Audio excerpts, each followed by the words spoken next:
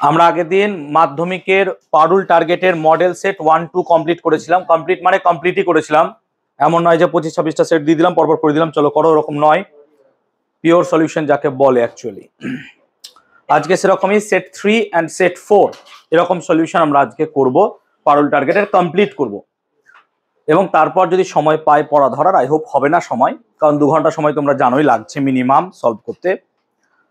যে সমস্ত কোশ্চেন আমি দেখলাম আগের ব্যাচে করিয়ে যে প্রায় কমনই এসছে, আবার ওই delta equal to i1 plus i2 minus ওই সেম কোশ্চেনই আছে আবার। সো সেগুলোকে স্কিপ করবো। আই হোপ একটু তাড়াতাড়ি হয়ে যাওয়া উচিত, যদি তোমরা আমার সঙ্গে একটু কোঅপারেট করো। সো আই হোপ তাড়াতাড়ি হয়ে যাবে। ক্লিয়ার?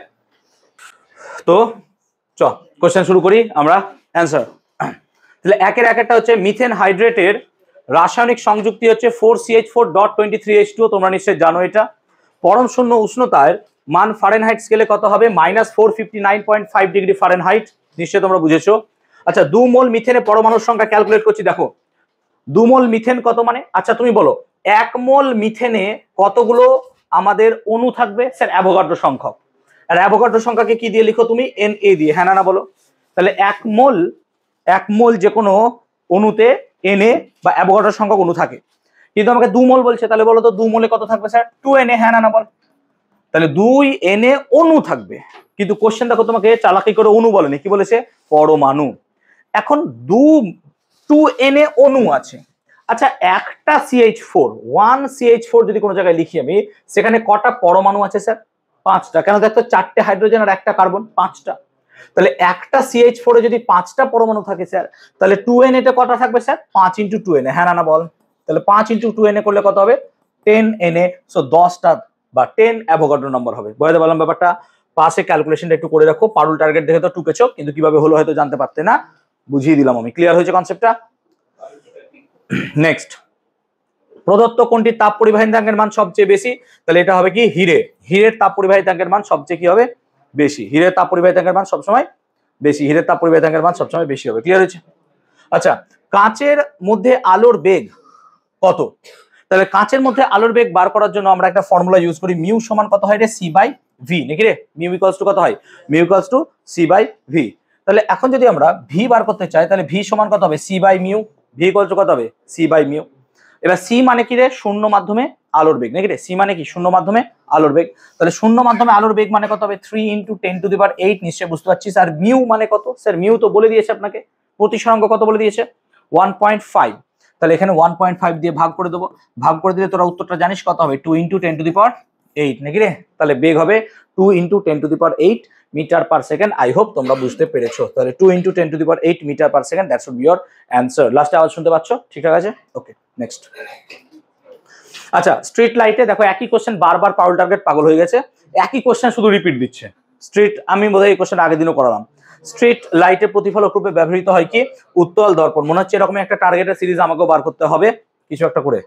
ওকে, 1 স্ট্যাট ভোল্ট সমান কত ভোল্ট? নিশ্চয়ই তোমরা জানো 1 ভোল্ট সমান 1/300 স্ট্যাট ভোল্ট হয় নাকি রে? ক্লাসে করেছিলাম 1 ভোল্ট মানে কত হয় স্যার? 1/300 stat volt. তাহলে উল্টো দিয়েছে এখানে, 1 স্ট্যাট ভোল্ট মানে কত হবে sir? 300 volt. So 300 volt should be your answer. Okay, next. বর্তমানে আন্তর্জাতিক নিয়ম অনুসারে লাইভ তারের রং কি হয়? বাদামি রং হয়। লাল লিখে দিও না, আন্তর্জাতিক বলেছে, আন্তর্জাতিকে কি হয়? বাদামি হয়।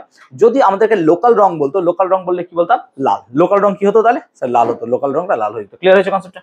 ওকে, AMU ভর থেকে শক্তি পাওয়া। দেখো কোশ্চেন দেখো ট্রিকি, তোমাকে অপশন দিয়েছে 931 ইভি আর 931 MEV। আমরা জানি MEV-টা হয়, পট করে ইভিতে উত্তর দিয়ে দিও না। আগের ব্যাচে কাকা একজনকে ধরছিলাম 931 ইভি বলছিল, এখন জানি না পারুল টার্গেট ইভি দিয়েছে কিনা উত্তর। 931 MEV হয়, মিলিয়ন ইলেকট্রন ভোল্ট বা মেগা ইলেকট্রন ভোল্ট। 931 MEV উত্তর হবে, এটা কিন্তু মাথায় আমরা রাখবো। ক্লিয়ার হয়েছে? নেক্সট। আচ্ছা, তারপর হচ্ছে প্রদত্ত কোনটি ইউরেনিয়ামোত্তর মৌল? কুরিয়াম নাকি রে? কুরিয়াম হচ্ছে আমাদের ইউরেনিয়ামোত্তর মৌল, কুরিয়াম। আচ্ছা, কোনটির মধ্যে আয়নীয় এবং সমযোজী উভয় বর্ধনী বর্তমান? সেটা কি রে? NH4Cl। কিন্তু আরো একটা পদার্থ হয় জানিস, তার নাম হচ্ছে KCN। এটা কিন্তু অনেক অপশনে পাবি, KCN। KCN-টাও কিন্তু উত্তর হয়। সো NH4Cl এর সঙ্গে সঙ্গে কিন্তু KCN-টাও তোর উত্তর হবে, এটা মাথায় রাখবি। ক্লিয়ার হয়েছে? KCN-টাও তোর উত্তর হয়। আই হোপ ক্লিয়ার করাতে পেরেছি। ওকে, নেক্সট। ওকে, নেক্সট দেখি। আচ্ছা, তারপর কি বলছে? প্রদত্ত, এটা হয়ে গেল। তারপর বলছে অ্যানোড মাডে কোন মূল্যবান ধাতুটি থাকে না? না তো অ্যানোড মাডে Ca থাকে না, ক্যালসিয়াম। অ্যানোড মানে ক্যালসিয়াম থাকে না। ক্লিয়ার হয়েছে অ্যানোড পার্টটা, কনসেপ্টটা বুঝতে পারলাম। ওকে নেক্সট 1-13টা দেখবো। বলছে কোন গ্যাসটি কিপ যন্ত্রে তৈরি করা যায় না? NH3 কে তুমি কিপ যন্ত্রে তৈরি করতে পারবে না। NH3 should be your answer. কোন আয়নটির উপস্থিতিতে, দেখো এখানে NH4Cl দিয়েছে, NH4Cl-টা কিন্তু কঠিন পদার্থ, হ্যাঁ, তাই NH4Cl-টাকে এখানে নিলে করে, জানি না এখন গ্যাস দিয়েছে উত্তরটা হবে কিনা, মানে এটা মানে যে টিচার দেখবে তো NH4Cl should be your answer also, but ঠিক আছে NH3 যেহেতু অপশন আছে আমি NH3 কে চয়েস করছি এখানে। কোন আয়নটির উপস্থিতি মরিচা পড়া তাড়াতাড়ি হয়? সমুদ্রের লবণ বা সমুদ্রের জলে এই কারণে মরচে পড়ে, কি বলতো? Cl- বা ক্লোরাইড আয়ন, মনে পড়ছে Cl- আয়ন। মিথেন অণুর বন্ধন কোণের মান কত স্যার? 109 degree 28 minute. তাহলে মিথেন বন্ধন কোণ হচ্ছে 109 degree 28 minute. I hope clear করাতে পেরেছি। ওকে 2-1, মেরুজ্যোতি কোন মণ্ডলে দেখা যায়? থার্মোস্ফিয়ার বা আয়নোস্ফিয়ার। তাহলে মেরুজ্যোতি দেখা যায় থার্মোস্ফিয়ার অথবা আয়নোস্ফিয়ার। সবাই উত্তরগুলো লিখে নিও প্লিজ তোমরা কিন্তু। 2-2টা, বায়ুতে উপস্থিত একটি গ্যাসের নাম লেখো যেটির পরিমাণ বাড়লে বিশ্ব উষ্ণায়ন ঘটে। তাহলে শুড বি ইওর CO2 বা carbon dioxide. So carbon dioxide should be your answer. Clear. Next, কয়লার একটি নমুনার তাপন মূল্য 30,000 কিলোজুল পার কেজি বলতে কি বোঝো? তাহলে কয়লার একটি নমুনার তাপন মূল্য 30,000 কিলোজুল পার কেজি বলতে বোঝায় যে, লিখে নিতে পারো যাদের লেখা নাই, যে 1 কেজি কয়লার সম্পূর্ণ দহনে 1 কেজি কয়লার সম্পূর্ণ দহনে 30,000 কিলোজুল তাপ উৎপন্ন হবে। আই রিপিট, 1 কেজি কয়লার সম্পূর্ণ দহনে 1 কেজি কয়লার সম্পূর্ণ দহনে 30,000 কিলোজুল তাপ উৎপন্ন হবে। ক্লিয়ার হয়েছে? এটা হচ্ছে এর মানে। ক্লিয়ার হচ্ছে? সম্পূর্ণ দহন লিখতে হবে। আচ্ছা, লিটার অ্যাটমসফিয়ারে আর এর মান কত হবে? আর এর মান হয় 0. কত হয়? 0.82 নাকি 0.082। তো লিটার অ্যাটমসফিয়ারে 0.082 হয়। আচ্ছা, তারপর কি বলেছে? পিটি লেখচিত্র অঙ্কন করো। তাহলে পিটি লেখচিত্র নিশ্চয়ই আমরা জানি, পি ভার্সেস টি কি হবে? মূল বিন্দুগামী সরল রেখা। তাহলে পি ভার্সেস টি লেখচিত্রটা হবে স্যার মূল বিন্দুগামী সরল রেখা। ক্লিয়ার হয়েছে? মূল বিন্দুগামী সরল রেখা। Okay, gamma C should be equal to কত হয়? 9/5 নাকি রে? Gamma C should be equal to 9/5 gamma F. কেন? Alpha C equal to 9/5, alpha F হলে বিটা সি ইকুয়াল টু, আর গামা সেম হবে বিকজ আলফা বিটা গামা সবার unit কি হয়? সেম। কি হলো ইন্দ্রনীল? ঠিক আছে ছাড়ো, অনেকে পরীক্ষা করে দেয়নি। Gamma C should be equal to 9/5 gamma F হয়। ঠিক আছে, অনেকে 5/9 করে দেয়, কনফিউজ হয়ে যাও। ঠিক আছে, 9/f। ক্লিয়ার? চলো। আচ্ছা, তাপীয় রোধের এসআই একক লেখো। তাপীয় রোধের এসআই একক হচ্ছে W⁻⁻1 K নাকি রে, অথবা J-1 SK, এটাও হয়, দুটোই হবে, W-1 K অথবা J-1 SK। প্লিজ কথা বলো না লাস্টে। তাহলে W-1 K অথবা কি হবে? J-1 SK, এই দুটো ইউনিট আমরা এখানে ইউজ করব। তাহলে এটা হলো 2-5 প্রশ্ন। ক্লিয়ার হয়েছে সবার? নেক্সট যাচ্ছি। দেখো 2-6, বিচ্ছুরণের প্রাকৃতিক দৃষ্টান্ত প্রত্যেকেই জানো, রামধনু। রামধনু শুড বি ইওর অ্যান্সার। বিচ্ছুরণের প্রাকৃতিক দৃষ্টান্ত, উত্তল লেন্স থেকে F ও 2F। তাহলে কোনো একটা বস্তুকে আমি F ও 2F এর মাঝে রাখছি, তাহলে প্রতিবিম্ব কোথায় পাবে? 2F আর অসীমের মাঝে নাকি? তাহলে কোনো বস্তুকে যদি F ও 2F এর মাঝে রাখা হয় তাহলে প্রতিবিম্ব পাবে 2F এবং অসীমের মাঝে।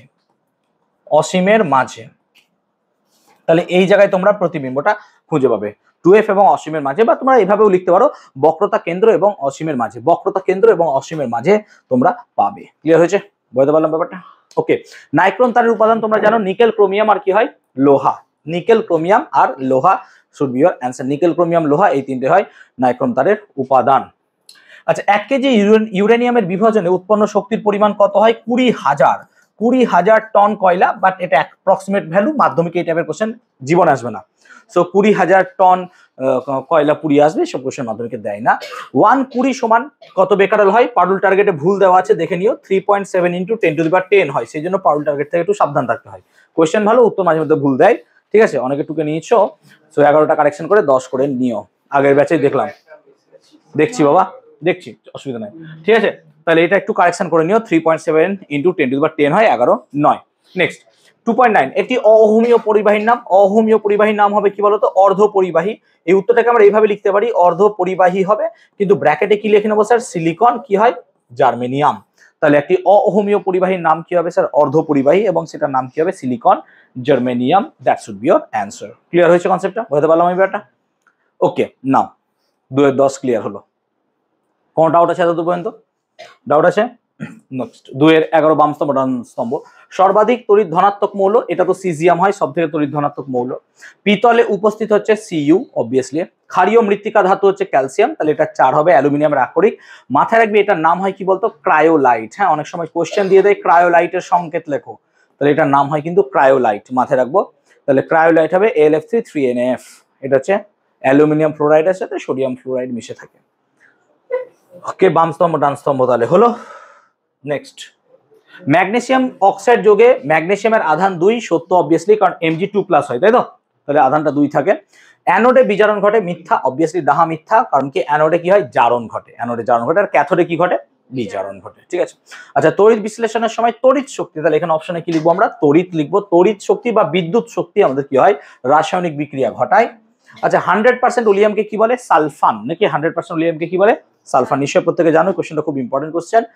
আর বিলীয়মান রং কি, এটা আমি বলে দিচ্ছি, শুনে নাও। তাহলে 100% ওলিয়ামকে কি বলছি আমরা, সালফান। বিলীয়মান রং কি, দেখো, অ্যামোনিয়ার জলীয় দ্রবণের সঙ্গে ফেনলফথ্যালিন মেশালে, শুনে নাও কোশ্চেনটা, অ্যামোনিয়ার জলীয় দ্রবণ। আচ্ছা, অ্যামোনিয়াকে যদি জলীয় দ্রবণে মেশাও না, তাহলে তৈরি হয় একটা বিশেষ পদার্থ, that is called ammonium hydroxide. হ্যাঁ, অ্যামোনিয়াম হাইড্রোক্সাইড তৈরি হয়।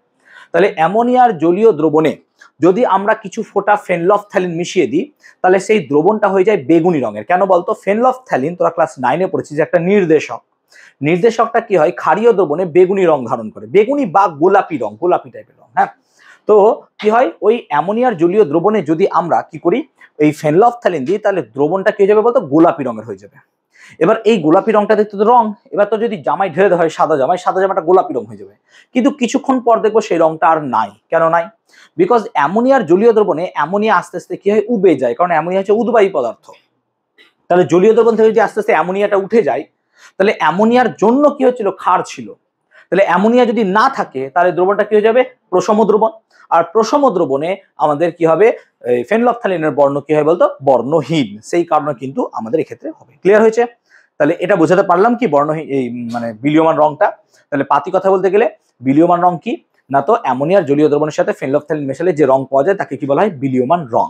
এই রং কোনো জায়গায় দিলে পরে আস্তে আস্তে অ্যামোনিয়া উবে যায় এবং রংটা আস্তে আস্তে কি হয়ে যায়, ফিকে বা বর্ণহীন হয়ে যায়। এটা হচ্ছে বিলীয়মান রং। নামটার পিছনে কারণটাই বিলীয়মান, এই কারণে দেওয়া হয়েছে। বুঝতে পেরেছো শুভম? ওকে, নেক্সট, জলীয় দ্রবণে CuSO4 এর তড়িৎ বিয়োজন কি ঘটে? তাহলে CuSO4 এর বিক্রিয়াটা করতে হবে। তাহলে CuSO4 থেকে একটা Cu2+ আর SO4 2- তৈরি হয়। এই বিক্রিয়াটা আমাকে এখানে দেখাতে হতো, এটা আমি দেখিয়ে দিয়েছি। ওকে, নেক্সট বলছে তড়িৎ বিশ্লেষণের সময়, আচ্ছা আচ্ছা এটা হয়ে গেল। আচ্ছা, এটা কি মিস গেছিল না, কোশ্চেনটা মিস গেছিল। আচ্ছা 16, লাইকার অ্যামোনিয়ার আপেক্ষিক গুরুত্ব নিশ্চয়ই তোমরা জানো 0.88 হয়, একদম মুখস্থ কোশ্চেন। আর কি, ইথিলিনের পলিমারের নাম কি হয় স্যার, পলিথিন। পলিথিন হয় ইথিলিনের মনোমারের নাম, এই পলিমারের নাম। আর লিন্ডলার অনুঘটক তোমরা নিশ্চয়ই জানো, ক্যালসিয়াম কার্বনেট দিয়ে আছে নাকি, ক্যালসিয়াম কার্বনেট বইয়ে লেখা আছে। দেখো দুটো হয়, একটা ক্যালসিয়াম কার্বনেট প্যালাডিয়াম হয়, আর একটা হচ্ছে কুইনোলিন দিয়ে হয়। তোমরা অনেক বই দেখবে কুইনোলিন দেওয়া আছে, তোমরা তোমাদের টেক্সট বইটাই লিখতে পারো কুইনোলিন দিয়ে আংশিকভাবে যদি আমরা প্যালাডিয়ামকে নিষ্ক্রিয় করে দিই, তাই তো, তাহলে সেটাও হতে পারে, বা তুমি অন্যটাও লিখতে পারো। তো আমি বলবো ওই কুইনোলিনটা তোমরা লিখবে, যেটা তোমাদের বইয়ে আছে, দেখবে কুইনোলিন দিয়ে যেটা আছে সেটাই লিখবে। ঠিক আছে, কোথায় পাবে জানো তো, অ্যাসিটিলিনের জায়গায় নাকি রে, অ্যাসিটিলিনের জায়গায়। আচ্ছা, ইথানল ধাতব সোডিয়ামের সাথে বিক্রিয়া করে কি কি উৎপন্ন করে স্যার, ইথানল ধাতব সোডিয়ামের সাথে বিক্রিয়া করে সোডিয়াম ইথোক্সাইড তৈরি করে, আর তৈরি করে কি বলতো, হাইড্রোজেন গ্যাস। তাহলে সোডিয়াম ইথোক্সাইড আর তৈরি করে হাইড্রোজেন গ্যাস। ক্লিয়ার হলো? তাহলে এই হলো আমাদের, কে একজন ফেমাস ব্যক্তি ছিল, প্রত্যেক বছরই এরকম ফেমাস ব্যক্তি থাকে যে স্যার বলে ফেললো যে স্যার 2-এর দাগে তো 21টা কোশ্চেন কিন্তু 18টা কেন লেখা আছে, ও ভুলে গেছে বাম স্তম্ভ ডান স্তম্ভতে 4টে কোশ্চেন থাকে। বুঝতে পারলে কোশ্চেনটা? ওর কোশ্চেন ছিল, দাবি ছিল যে 2-এর দাগে তো 21 মার্কস, 1 × 21, তাহলে স্যার 18টা কোশ্চেন কেন, 21টা থাকা উচিত। কিন্তু বাম স্তম্ভ ডান স্তম্ভতে কটা কোশ্চেন ঢুকে আছে, 4টে কোশ্চেন, তাই না? ওকে, চলো 3-এর 1-একটা থাক, আর গভীরে যাওয়ার দরকার নাই। কে বলেছিল না বলেছিল সে দেখবে শুনবে। জ্বালানির তাপন মূল্য আগের দিন বোধহয় বললাম নাকি, যে 1 কেজি বা একক ভরের কোনো জ্বালানি সম্পূর্ণ দহনে যে পরিমাণ তাপ শক্তি উৎপন্ন হয় তাকে কি বলা হয়, জ্বালানির তাপন মূল্য। পেট্রোল, কয়লা, হাইড্রোজেনকে তাপন মূল্যের ঊর্ধ্বক্রমের সাথে, ঊর্ধ্বক্রম মানে সব থেকে ছোট, তাহলে কয়লা সব থেকে কম, তারপর কি হবে পেট্রোল, আর সবশেষে কি হবে হাইড্রোজেন। তাহলে কয়লা সব থেকে কম, তারপর পেট্রোল, তারপর কি হবে হাইড্রোজেন। চলো 3-এর 2-এর অঙ্কটা করবো। বলছে 2 atm চাপে 27°C উষ্ণতায় 2 গ্রাম হাইড্রোজেন গ্যাসের আয়তন নির্ণয় করো। তাহলে আমাকে দেখো তো পি দিয়ে দিয়েছে, একই কোশ্চেন, বলো হ্যাঁ না না। পি দিয়েছে 2 atm, ঠিক তো, আস্তে কথা নয় বাবা। আর ক্যাপিটাল টি কত দিয়েছে তোমাকে বলো তো, 27 প্লাস কত দিয়েছে, 273, তাহলে কত হয়ে গেল 300K, প্লিজ যাদের অঙ্ক হয়নি তারা করে নেবে খাতায়। 300K, ওকে। আর কি বলেছে দেখো, তোমাকে 2 গ্রাম হাইড্রোজেন, তাহলে ডাব্লু দিয়েছে তোমাকে 2 গ্রাম। আর হাইড্রোজেন বলে তার মোলার ভর তুমি জানো 2 গ্রাম পার মোল হয়, আর ক্যাপিটাল আর এর ভ্যালু তুমি জানো 0.082 হয়।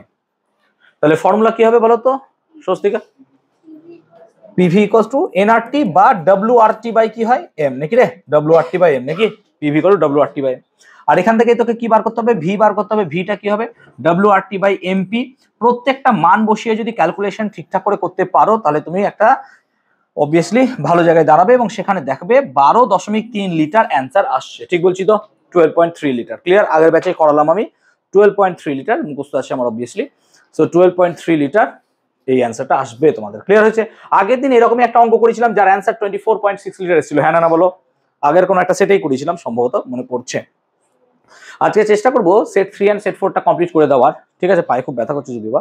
এবং সামনের সপ্তাহে যদি ক্লাস হয় তাহলে তো ভালো, না হলে পরে কিন্তু 5-6 তোমাদের কাজ থাকবে। এইটুকু ধরে চলবে, বুধবার ক্লাস হবে এবং 5-6 সেট কাজ হবে।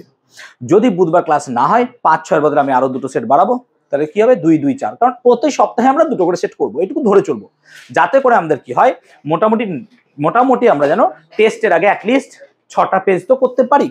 যদি পারুল টার্গেট থেকে টেস্টের আগে 6টা পেজ ভালো মতো রপ্ত করতে পারি না, আমরা এনাফ কনফিডেন্স পাবো। প্লিজ ওভার কনফিডেন্ট হয়ে যাও না, এনাফ কনফিডেন্স পাবো যাতে করে আমরা একটা টেস্ট পরীক্ষায় বসতে পারি। ক্লিয়ার হয়েছে? নেক্সট কোশ্চেন দেখবো। নেক্সট কোশ্চেন সেম টাইপের দিয়েছে, আগের বারও এই কোশ্চেনটা করলাম। বলছে 0.112 লিটার CO2 এর ভর 0.22। তাহলে লজিক্যালি স্যার 0.112 লিটার CO2 এর ভর কত? না তো স্যার 0.22 গ্রাম। ঠিক আছে? তাহলে আণবিক ভর বার করতে বলছে বা মোলার ভর। মোলার ভর বার করতে গেলে আমাকে কত লিটার বার করতে হবে বলতো? 22.4 লিটার, নাকি রে? কারণ আমরা জানি কোন গ্যাসের 1 মোলের আয়তন কত হয়? 22.4 লিটার, নাকি রে? 22.4 লিটার। সো আমরা এখানে কি করবো? ঐকিক নিয়ম সিম্পল মারবো এবং 22.4 লিটারে বার করবো। দেখবো 22.4 লিটারে কত হচ্ছে, না তো অবভিয়াসলি আমরা দেখবো এটা অ্যান্সার হচ্ছে 44 গ্রাম। যদি তোমরা ঐকিক নিয়ম ঠিকঠাক করতে পারো তাহলে তাহলে এই কোশ্চেনের অ্যান্সারটা দেখবে কত হচ্ছে? 44 গ্রাম। সেই জন্য আমরা এখানে কত বলবো যে তার মোলার ভর কত হবে? 44 গ্রাম। ক্লিয়ার হয়েছে? তাহলে তার মোলার ভর কত হবে? 44 গ্রাম। আই হোপ ক্লিয়ার করতে পেরেছি কনসেপ্টটা, বুঝতে পেরেছি? বিল্ড আপ হয়েছে সবার? ক্লিয়ার? যাও, ক্লিয়ার হয়েছে সবার? নেক্সট দেখো, তিনের কোশ্চেনটা না অ্যাটেন্ড করা খুব মুশকিল হয়ে যাচ্ছে। কেন বলো তো? এখানে একটা তথ্য দেওয়া হয়নি। না তো তোমাকে কি দিয়েছে দেখো, লজিক্যালি তুমি যদি কোশ্চেনটা দেখো একটু, তাহলে তোমাকে I1 দিয়েছে, নাকি? I1 দিয়েছে 30 ডিগ্রি, আর I2 দিয়েছে। I2 কত দিয়েছে? 45 ডিগ্রি। কিন্তু তোমাকে বলছে চ্যুতিকোণ বার করো। তো চ্যুতিকোণের ফর্মুলা তো sir delta equal to I1 plus I2 minus A. দেখো এটা মিসিং আছে কোশ্চেনে, কারণ এখানে সমবাহু প্রিজম বলতে হতো। সমবাহু প্রিজম বললেই এর ভ্যালুটা কত বসিয়ে দিতাম আমি? 60 ডিগ্রি, অথবা কোনো একটা ভ্যালু আমাকে এখানে দিতে হতো যাতে করে আমি অঙ্কটা করতে পারতাম। তো যদি সমবাহু ধরেই চলো তাহলে 15 ডিগ্রি অ্যান্সার আসবে, নাকি? আর যদি সমবাহু না ধরো, যদি তুমি চ্যালেঞ্জ করো, তাহলে তো আমি এখানে নিরুপায়, কোশ্চেন সেজন্য আমি অ্যাটেন্ড করতে পারবো না। ক্লিয়ার হয়েছে? কোশ্চেনটা বোঝাতে পারলাম আমি যে কি হবে না হবে? ক্লিয়ার হলো? সো সমবাহু বলে 60 ডিগ্রি ধরে করতাম, আর সমবাহু বলেনি বলে আমরা নর্মালি এটাকে ছেড়ে রাখছি। কোনো কিছু দিলে পর আমি সেটা দিয়ে অঙ্কটা করতাম। ক্লিয়ার হয়েছে? কনসেপ্টটা বোঝাতে পারলাম আমি সকলকে? ক্লিয়ার হয়েছে সবার? ওকে, নেক্সট চলো দেখি। কেন চোখে দেখাচ্ছে না? ওকে চলো, গুলাবি দেখো। আচ্ছা, একটি গোলীয় দর্পণের ক্ষেত্রে প্রমাণ করো R = 2F। নিশ্চয়ই পারবে, আগের দিনও ছিল। পারুল টার্গেটার কোশ্চেন খুঁজে পাইনি বোধহয় আলো থেকে, শুধু একই কোশ্চেন মেরে গেছে সব জায়গায়। ওকে চলো 3-4 কোশ্চেনটা একটু দেখবো। বলছে একটি বৈদ্যুতিক বাতির গায়ে 220 ভোল্ট 100 ওয়াট। দেখতে পাচ্ছ এবার বাবু সুন্দর করে? একদম 100 ওয়াট। এর অর্থ কি? এর অর্থটা কি হবে দেখো, মানে আমি একটা বাতি কিনলাম, তার গায়ে লেখা আছে 220 ভোল্ট 100 ওয়াট। এটা মানে কি? এটা মানে যে 220 ভোল্টে চলবে, নাকি? তার মানে বাতিটা অবভিয়াসলি কত ভোল্টে চলবে? 220 ভোল্টে। আর তার শক্তি বা ক্ষমতা কত হবে স্যার? 100 ওয়াট। তাহলে এটা যদি আমি বিজ্ঞানের ভাষায় লিখতে চাই, আমরা এইভাবে লিখবো যে যে বাতিটা আমি কিনে এনেছি সেই বাতিটা 220 ভোল্ট বিভব প্রভেদের জন্য নির্মিত এবং 220 ভোল্টে চলাকালীন বাতিটি প্রতি সেকেন্ডে 100 জুল শক্তি খরচ করবে। কেন বলতো? কারণ তোকে দেখ 100 ওয়াট দিয়ে রেখেছে। বিকজ 100 ওয়াটকে তুই যদি ভাঙিস, দেখ 100 ওয়াট মানে অ্যাকচুয়ালি কত হয় বলতো? 100 জুল পার সেকেন্ড। তার মানে আমরা কি বলবো যে বাতিটি 220 ভোল্ট বিভব প্রভেদের জন্য নির্মিত এবং 220 ভোল্টে বিভব প্রভেদ চলাকালীন বাতিটি প্রতি সেকেন্ডে 100 জুল করে শক্তি খরচ করবে। বা অপচয় করবে। বুঝতে পারলাম জিনিসটা? লিখতে পারবো নিশ্চয়? এর গায়ে কি লেখা আছে বোঝাতে পেরেছি? টেস্টে যে কোশ্চেন গুলো আসে এগুলো যেন পারো, তখন যেন আমার কাছে সেই কুমিরের চোখের জল আমার কাছে নিয়ে আসবে না যে স্যার দেখুন না আমি এটা না পারিনি, ওরম করবে না। হ্যাঁ প্লিজ, এই কোশ্চেন গুলো যদি পরীক্ষা আসে আমি বলে দিচ্ছি, কিন্তু এখন হেসে নাও, ঠিক আছে, পরে কিন্তু কাঁদবে। আচ্ছা, কেসিএল এর ইলেকট্রন ডট পারবো নিশ্চয়? কেসিএল এর ইলেকট্রন ডট, কেসিএল এর ইলেকট্রন ডটটা কি হবে যদি আমি একটু করে দিই, তাহলে পটাশিয়ামের সর্বশেষ কক্ষে কটা ইলেকট্রন থাকে স্যার? একটা, কিন্তু পটাশিয়ামের ইলেকট্রন বিন্যাস কত হয়? 2 8 8 1, এই দেখতে পাচ্ছ। আর ক্লোরিনের সর্বশেষ কক্ষে কটা ইলেকট্রন থাকে স্যার? 7টা, 1 2 3 4 5 6, নিশ্চয়ই 7টা। কিন্তু পটাশিয়াম কি করবে? তার ক্লোরিন একটা ইলেকট্রন দিয়ে দেবে। তো পটাশিয়াম যদি একটা ইলেকট্রন দিয়ে দেয় তার সর্বশেষ কক্ষে কটা ইলেকট্রন হবে? কিন্তু প্লাস হয়ে যাবে নাকি রে? মনে আছে তো নিশ্চয়? 2 8 8, নাহলে ক্লাস দেখে নিও। আর ক্লোরিনেরও কত হবে? 1 2 3 4 5 6 7 8, কিন্তু ক্লোরিন কত হয়ে যাবে? 2 8 8 দিয়ে তৈরি করবে কি স্যার? কেসিএল নাকি রে? এভাবে কেসিএল তৈরি হয়। কি ঠিক বলছি তো? এভাবে কেসিএল তৈরি হয়। ক্লিয়ার হয়েছে? তাহলে কেসিএল গঠনটা কি আমরা বুঝতে পারলাম কি করে কেসিএল গঠনটা হয়? ক্লিয়ার হয়েছে? ওকে, নেক্সট। তাহলে কেসিএল এর ইলেকট্রন ডট গঠন দেখিয়ে দাও, বুঝিয়ে দেবো। এবার অনেকে কি করে, কেসিএল আছে ইলেকট্রন ডট, চলো কে একটা ইলেকট্রন দিল, সিএল একটা ইলেকট্রন দিল, এর কাছে বাকি ইলেকট্রন গুলো থাকলো, দিয়ে একটা বন্ধন তৈরি হলো। আরে ভাই হবে না, এটা সমযোজী বন্ধন নয়। তো অনেকে দেখি এরকম বানিয়ে ফেলো, প্লিজ, ঠিক আছে, এরকম নয়। ওকে, চলো নেক্সট। আচ্ছা, দৈনন্দিন জীবনে ব্যবহৃত হয় আমি একটি সমযোজী, মাধ্যমিকের কোশ্চেনটা মাধ্যমিকে এসেছে, দৈনন্দিন জীবনে ব্যবহৃত হয় এরকম একটি সমযোজী যৌগের নাম কি হবে বলতো? জল হবে বেশি। আর তরিযোজী কি হবে বলতো? NaCl বা খাদ্য লবণ, NaCl বা খাদ্য লবণ। ওকে, ন্যাপথলিন ও সোডিয়াম ক্লোরাইডের গলনাঙ্ক ও জলের দ্রাব্যতা তুলনা করো। দেখো ন্যাপথলিন যদি দেখো গলনাঙ্ক, ন্যাপথলিনের গলনাঙ্ক কি হবে বলতো? কম হবে, কারণ ন্যাপথলিন একটা সমযোজী যৌগ। আবার যদি দেখো খাদ্য লবণ সোডিয়াম ক্লোরাইড, তার গলনাঙ্ক কি হবে বলতো? বেশি। তার কারণ কি? ওটা একটা তড়িৎযোজী যৌগ। আবার যদি দ্রাব্যতার তুলনা করি, দেখো ন্যাপথলিন কিন্তু জৈব দ্রাবকে দ্রবীভূত হবে, যেমন ধরো কি কেরোসিন, কিন্তু ন্যাপথলিন কখনো জলে দ্রবীভূত হবে না, কারণ জল একটা কি হচ্ছে বলতো? ধ্রুবীয় দ্রাবক বা পোলার দ্রাবক। ওয়ারাস সোডিয়াম ক্লোরাইড আবার কি হবে? জলে দ্রবীভূত হবে, কারণ কি সোডিয়াম ক্লোরাইড একটা আয়নীয় যৌগ। আমি কি বোঝাতে পারলাম ব্যাপারটা? ক্লিয়ার হয়েছে? ওকে, বুঝতে পেরেছি? কারফা বুঝতে পেরেছো? ওকে, নেক্সট। ফসফরাস পেন্টক্সাইড দ্বারা অ্যামোনিয়া শুষ্ক করা হয় না কেন? দেখো ফসফরাস পেন্টক্সাইড দ্বারা অ্যামোনিয়াকে শুষ্ক করা যায় না, কারণ অ্যামোনিয়া হচ্ছে একটা ক্ষারকীয় গ্যাস নাকি রে? ক্ষারকীয় গ্যাস। ক্ষারকীয় গ্যাস মানে কি? এটা জলে মিশ্রিত হয়ে ক্ষার তৈরি করে। আর ফসফরাস পেন্টক্সাইড P2O5 এটা কি হচ্ছে বলতো? একটা আম্লিক অক্সাইড। সেজন্য যখনই আমি NH3 এর সাথে P2O5 এর বিক্রিয়া করাবো, NH3 এর সাথে P2O5 এর বিক্রিয়া করাবো, এর ফলে তৈরি হয়ে যায় আমার অ্যামোনিয়াম ফসফেট NH4 PO4। ঠিক আছে, ব্যালেন্সটা করে নিও তোমরা। অ্যামোনিয়াম ফসফেট তৈরি হয়ে যায়। এবার এই অ্যামোনিয়াম ফসফেট তৈরি হওয়ার জন্য কি হচ্ছে? অ্যামোনিয়াটাকে আর খুঁজে পাওয়া যাবে না, কারণ লবণ রূপে সেটা জমা হয়ে গেল। সেই জন্য আমরা অ্যামোনিয়াকে শুষ্ক করতে গেলে কখনো ফসফরাস পেন্টক্সাইড ব্যবহার করতে পারবো না। ক্লিয়ার হয়েছে? শুধুমাত্র ফসফরাস পেন্টক্সাইড না, এরকম আর একটা পদার্থ ছিল কি বলতো? CaCl2 নাকি রে? মনে পড়ছে? আর একটা কি ছিল বলতো? H2SO4 মনে পড়ছে? একই সঙ্গে পরপর করেছিলাম ক্লাসে আমি সবগুলো। আচ্ছা, পারদ সংকর কাকে বলে? যে সংকর ধাতুর একটি উপাদান কি? পারদ, তাকে কি বলা হয়? পারদ সংকর, নিশ্চয় জানি আমরা। আচ্ছা, উদাহরণ দাও পেয়ে গেলে, অথবা মূর্ছে নির্বাচনের উপায়। দেখ আগের দিনই কোশ্চেনটা করালাম, ঠিক আছে? পারুল টার্গেট যদি আপনি এই ভিডিওটা দেখেন, যে যিনি এডিটর আছেন, প্লিজ কোশ্চেন গুলো পরপর একই দেবেন না, স্টুডেন্টরা এতে খুব খুশি হয়। হ্যাঁ প্লিজ এরকম দেবেন না, একই কোশ্চেন রিপিটেড কোশ্চেন দেখছি আমরা, একটু পরেই দেখবো আবার রিপিট কোশ্চেন। ঠিক আছে, প্লিজ আপনারা একটু এডিট করেন যখন কোশ্চেন গুলো, একটু প্লিজ ধ্যান দেবেন, এটা রিকোয়েস্ট আমাদের স্টুডেন্টের তরফ থেকে, যারা ভালো স্টুডেন্ট আমরা। নাকি রাজদীপ? ওকে, কিভাবে প্রমাণ করবে এসিটিলিন একটি অসম্পৃক্ত হাইড্রোকার্বন? শোনো, খুব ভালো কোশ্চেন, এই জন্য পারুল টার্গেটকে ভালো লাগে। আবার খুব ভালো কোশ্চেনও দিয়েছে। দেখো কিভাবে প্রমাণ করবে যে এসিটিলিন একটি অসম্পৃক্ত হাইড্রোকার্বন। এবার শোনো, এত খাতা দেখি তো আমি প্রত্যেকদিন, তো এই উত্তরটা অনেকে এরকম লেখে, স্যার এসিটিলিন দেখতে কি রকম বলুন তো? সি এর সঙ্গে 3টে বন্ধন, দেখুন এর 3টে বন্ধন আছে বলে সেটা। আরে বাহ, দারুণ, তুমি এঁকে দিলে। কেউ এঁকে দিল কি? দেখুন স্যার অ্যাসিটিলিন ডবল বন্ধন আছে। আমি কি করে বুঝবো কোনটা ট্রিপল বন্ড, কোনটা ডাবল বন্ড? ও ঠিক তো হতে পারে, তাই না? সো এরকম হবে না। সো এটা কোনোদিনই গঠন দিয়ে আমরা বলতে পারবো না, তাই এটা রাসায়নিক বিক্রিয়া দরকার। দেখো যখনই তোমাকে কোনো কিছুর অসম্পৃক্ততা প্রমাণ করতে দেবে না, তখন মাথায় রাখবে তখন তোমার রাসায়নিক বিক্রিয়া করাতে হবে। কি বলতো? জুত বিক্রিয়া যেটা করিয়েছিলাম, সেই জুত বিক্রিয়াটা। তাহলে অ্যাসিটিলিনের জুত বিক্রিয়াটা নিশ্চয়ই মনে আছে প্রত্যেকের। তাহলে দেখো CH ট্রিপল বন্ড CH, আসতে বাবা প্লিজ। আমরা যদি ব্রোমিন কার্বন টেট্রাক্লোরাইড দিয়ে বিক্রিয়াটা করাই, তাহলে তোমার তৈরি হয় সিএইচ ডাবল বন্ড সিএইচ, একটা করে বিআর নিচে থাকে নাকি রে? মনে পড়ছে? একটা করে বিআর নিচে থাকছে। আবার এখান থেকে কি হচ্ছে, আস্তে, এখানে আবার বিআর2 যুক্ত হচ্ছে সিসিএল4 এর সাথে, দিয়ে সিএইচ বিআর বিআর, তাহলে এই নামটা কি হয়েছিল রে বলতো? 1122 টেট্রাব্রোমো ইথেন নাকি? মনে পড়ছে তো? 1122 টেট্রাব্রোমো ইথেন, মনে পড়ছে নিশ্চয়? ওকে, তাহলে এই গল্প ছিল। ক্লিয়ার হলো? সাহিল ঠাকুর ঘুমাচ্ছ? ওকে, ক্লিয়ার হয়েছে? আর দূর পর্যন্ত বোঝাতে পেরেছি?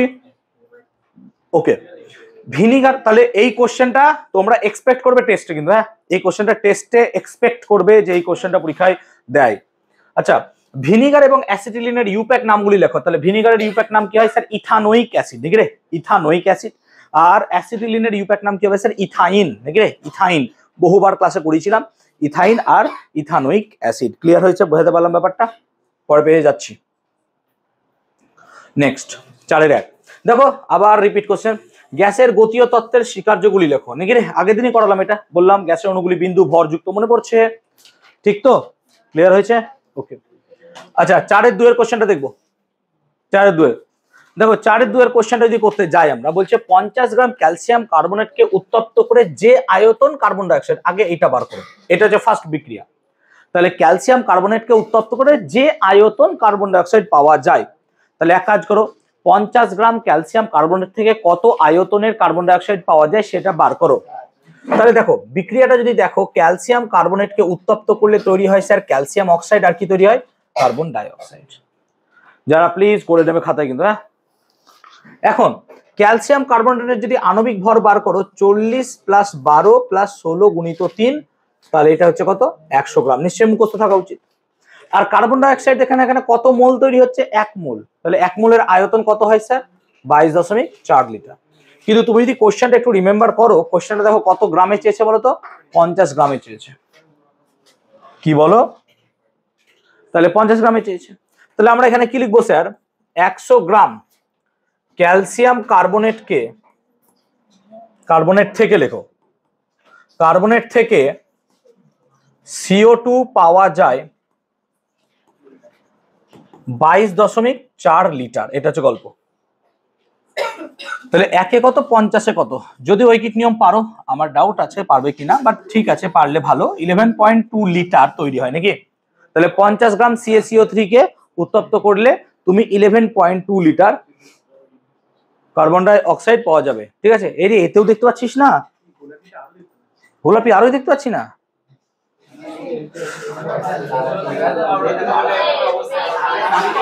আচ্ছা ঠিক আছে, হলো হলো হলো 11.2 লিটার পাওয়া গেল। ঠিক আছে, 11.2 লিটার পাওয়া গেল। ওকে, আস্তে বাবা শোনো, 11.2 লিটার পাওয়া গেল। এবার বলছে এই আয়তনের মতো করে আয়তন তোমাকে পেতে হবে কোথা থেকে বলো তো? অক্সিজেন পেতে হবে। দেখো কোশ্চেনটা তাই বলেছে যে আয়তনের তুমি CO2 পাবে, বলছে সম আয়তনের অক্সিজেন গ্যাস পেতে কত গ্রাম পটাশিয়াম ক্লোরেটকে উত্তপ্ত করতে হবে। তাহলে তোমাকে আবার বিক্রিয়া করতে হবে পটাশিয়াম ক্লোরেটের উত্তপ্তিকরণ। তাহলে পটাশিয়াম ক্লোরেটকে যদি স্যার উত্তপ্ত করেন, তাহলে পটাশিয়াম ক্লোরাইড আর কি পাবে বলো তো? অক্সিজেন। ঠিক আছে, এটা পাবে। ক্লিয়ার হলো? এখন দেখো 2KClO3 যদি তোমাদের মুখস্থ থাকে, ক্লাসে করেছিলাম, কত হয় বলো তো? 245 গ্রাম। নিশ্চয়ই মনে থাকা উচিত, বহুবার এই অঙ্ক করেছি। মনে করো এই টাইপের অঙ্ক তোমাদের ক্লাসে বোধহয় 60 to 70 বার, 60-70টা করানো হয়েছিল নাকি? মনে পড়ছে? খাতায় করতে দিতাম। ওকে, আবার দেখো এখানে বলছে 3O2 মানে 3 মোল অক্সিজেন নাকি? তাহলে 3 মোল অক্সিজেন হওয়ার জন্য কত হবে স্যার? 3 × 22.4 লিটার। তাহলে এগেইন কোশ্চেনটা এরকম ভাবে লিখবো, কি লিখবো? 3 × 22.4 লিটার O2 পাওয়া যায় কত থেকে স্যার? 245 গ্রাম থেকে। হ্যাঁ না বল, ঠিক বলছি তো? তাই তো? এবার তোকে বলেছিল এই আয়তনের, তাহলে এই আয়তনের বার করো। বুঝতে পারছো ব্যাপারটা? কোশ্চেনটা এই আয়তনের বার করো। তাহলে এবার একে বার করো আর 11.2 লিটারে বার করো। ঐকিক নিয়ম নিশ্চয়ই তুমি জানো। তাহলে অ্যান্সারটা দেখবে তোমার এরকম আসবে 245/6 এবং ফাইনাল অ্যান্সার আসবে 40.83 গ্রাম। ঠিক আছে, এটা হবে তোমার অ্যান্সার ফাইনাল, 40.83 গ্রাম। ক্লিয়ার হলো? ক্লিয়ার হয়েছে সবার? বুঝতে পারলাম? ক্লিয়ার হয়েছে? ওকে, নেক্সট। তাহলে পরে পেয়ে যাচ্ছি কোশ্চেনটা। আই হোপ সকলে পেয়েছো, করে নিয়েছো। অহন হয়েছে নেক্সট, আচ্ছা এই টাইপের অঙ্কটা কি আবার আমি করিয়েছিলাম বলো তো একবার, হ্যাঁ না বলো। এই H2S ওভার জিঙ্ক আগের দিন ছিল 88%, মনে পড়ছে? দেখো ঘুরিয়ে আবার 80% দিয়ে দিয়েছে কোশ্চেনটাকে। দেখো same same but different, same same, হ্যাঁ সেম সেম সেম সেম দিয়ে দিয়েছে। সো আগের দিন করেছিলাম 88%, যদি তোমাদের মনে থাকে 88%, হ্যাঁ 88% আমি করেছিলাম, দেখাচ্ছি। আর তোমাদের 80% এবার কোশ্চেনটা দিয়েছে, হ্যাঁ 80% দিয়েছে। সো সেম কোশ্চেন বলে আমি আর করাচ্ছি না, একই কোশ্চেন তোমাদের এটা রিপিট এসছে। ক্লিয়ার হয়েছে? বুঝতে পারলাম? হয়েছে? বুঝতে পেরেছো? হলো তোমার? নেক্সট, আচ্ছা বিভিন্ন পদার্থের তাপ পরিবহন ক্ষমতা বিভিন্ন দেখাতে ইঞ্জিন হাজের পরীক্ষা। মনে করো ইঞ্জিন হাজ কি করেছিলেন? ইঞ্জিন হাজ এরকম একটা কিনেছিলেন, মূলত কন্টেনার নিয়েছিলেন, মনে পড়ছে? ইঞ্জিন হাজ এরকম একটা কন্টেনার নিয়েছিলেন, কি দেখতে পাচ্ছ না? হ্যাঁ এই কন্টেনারের মধ্যে তিনি কি করেছিলেন? এরকম ভাবে বিভিন্ন ধাতুর দণ্ড পুঁতে দিয়েছিলেন, নাকি? কি হলো, হাস্য কেন তোমরা? তো বিভিন্ন এরকম ধাতুর দণ্ড পুঁতে দিয়েছিলেন এবং তার গায়ে কি দিয়েছিলেন? তিনি মোম লাগিয়ে দিয়েছিলেন, মনে পড়ছে? এবং এখানে তিনি কি দিয়েছিলেন? গরম জল দিয়েছিলেন। দেখা গেল এখান থেকে গরম জল দেওয়াতে যে বিভিন্ন পদার্থের মোম গলনটা কি হলো? বিভিন্ন রকম হলো। তার মানে কি বিভিন্ন পদার্থ এখান থেকে তাপ বিভিন্ন পরিমাণে নিয়েছে। যেটা সিলভার ছিল সেটা দেখা গেল সব থেকে বেশি পরিমাণে তাপ নিয়েছে বলে তার মোমটা বেশি পরিমাণ গলেছে। আবার যেটা কাঁচ ছিল সেখানে সব থেকে কম পরিমাণ তাপ গলেছে বা মোম গলেছে। সেই কারণে অ্যাকচুয়ালি আমরা এখানে দেখবো কি, যে ইঞ্জিন হাজের পরীক্ষা দ্বারা জানা যায় বিভিন্ন পদার্থের তাপ পরিবহন করার ক্ষমতা কি হয়? বিভিন্ন। অনেক সময় স্কুল বা আমাদের বোর্ড এই কোশ্চেনটা দিতে পারে যে ইঞ্জিন হাজের পরীক্ষা থেকে কি জানা যায়। তাহলে কোশ্চেনটার উত্তর হবে ইঞ্জিন হাজের পরীক্ষা থেকে জানা যায় যে বিভিন্ন পদার্থের তাপ পরিবহন করার ক্ষমতা কি হবে? বিভিন্ন। আচ্ছা আপাত ও প্রকৃত প্রসারণ গুণাঙ্ক সংজ্ঞা পারবে নিশ্চয়ই, এদের মধ্যে সম্পর্ক কি হবে? প্রকৃত প্রসারণ গুণাঙ্ক শুড বি ইকুয়াল টু আপাত প্রসারণ গুণাঙ্ক প্লাস পাত্রের প্রসারণ গুণাঙ্ক। অনেকের ক্ষেত্রে খাতা যখন দেখতে যাই, খাতায় দেখি গুণাঙ্ক কথাটা লেখে না। আবে কোশ্চেন দেখ, কোশ্চেন বলছে গুণাঙ্ক, তো গুণাঙ্ক লিখবি না। অনেকের খাতা দেখছি লিখছে কি প্রকৃত প্রসারণ সমান আপাত প্রসারণ প্লাস পাত্রের প্রসারণ। আবে তোকে গুণাঙ্ক দিয়েছে, তুই প্রসারণ লিখে বসে আছিস, হবে না, ভুল। তাহলে লিখতে হবে প্রকৃত প্রসারণ গুণাঙ্ক সমান আপাত প্রসারণ গুণাঙ্ক প্লাস পাত্রের প্রসারণ গুণাঙ্ক। তাহলে কোশ্চেনটা গুণাঙ্ক দিয়েছে না। কোশ্চেনটা কি বলতে পারলাম? ওকে নেক্সট, আমি একটা কথা বলেছিলাম ক্লাস শুরুর সময়, হ্যাঁ আই হোপ তোমরা মেনটেন করবে কয়েকজন। 4-4 কোশ্চেনটা করবো। 4-4 কোশ্চেনটা কি বলছে দেখো, বলছে যে একটি উত্তল লেন্স দ্বারা অসৎ সমশীর্ষ এবং বিবর্ধিত প্রতিবিম্ব। তাহলে একটি উত্তল লেন্স দ্বারা যদি অসৎ সমশীর্ষ বিবর্ধিত প্রতিবিম্ব গঠন করতে হয় তাহলে সেই প্রতিবিম্বটা হবে কি বলতো? অসৎ। অসৎ হলে পরে লেন্সের ফোকাস আর আলোক কেন্দ্রের মাঝে রাখতে হবে, হ্যাঁ না বলো? তাহলে সেক্ষেত্রে যে প্রতিবিম্বটা আমরা ড্র করব সেই প্রতিবিম্বটার ক্ষেত্রে এটা যদি আমাদের লেন্স হয়, তাহলে এটা যদি ফোকাস হয়, এটা ধরো বক্রতা কেন্দ্র হলো, তাহলে লজিক্যালি এটা হবে ফোকাস আর এটা ধরো হবে বক্রতা কেন্দ্র, এরকম। তাহলে নিশ্চয়ই আমি যে বস্তুটাকে রাখবো, তোমরা দেখতে পাচ্ছ আমি যে বস্তুটাকে রাখবো সেই বস্তুটাকে নিশ্চয়ই আমি কোথায় রাখবো? না তো সেই বস্তুটাকে ফোকাসের মাঝে রাখবো, এই সব জায়গায় বস্তুটাকে আমরা রাখবো। এটা হচ্ছে সেই বস্তুটা, যে বস্তুটাকে আমরা এখানে রাখবো। ক্লিয়ার হয়েছে? এই বস্তুটা রাখলাম। এবার এই বস্তু থেকে কি হবে? একটা আলো যাবে। তাহলে একটা আলো গেল বস্তু থেকে, দিয়ে কোথায় গেল আলোটা? ফোকাস দিয়ে বেরোবে, নাকি রে? সমান্তরাল হলে কোন দিক দিয়ে বেরোবে? ফোকাস দিয়ে। তাহলে আলোটা ফোকাস দিয়ে সোজা বেরিয়ে গেল। দেখো ফোকাস দিয়ে গেল মানে কি, আলোটাকে যদি পেছনে বাঁকানো যেত তাহলে এখান থেকে আসতো মনে হচ্ছে। এটা ডটেড লাইন হবে কিন্তু, হ্যাঁ এটা ডটেড লাইন হবে।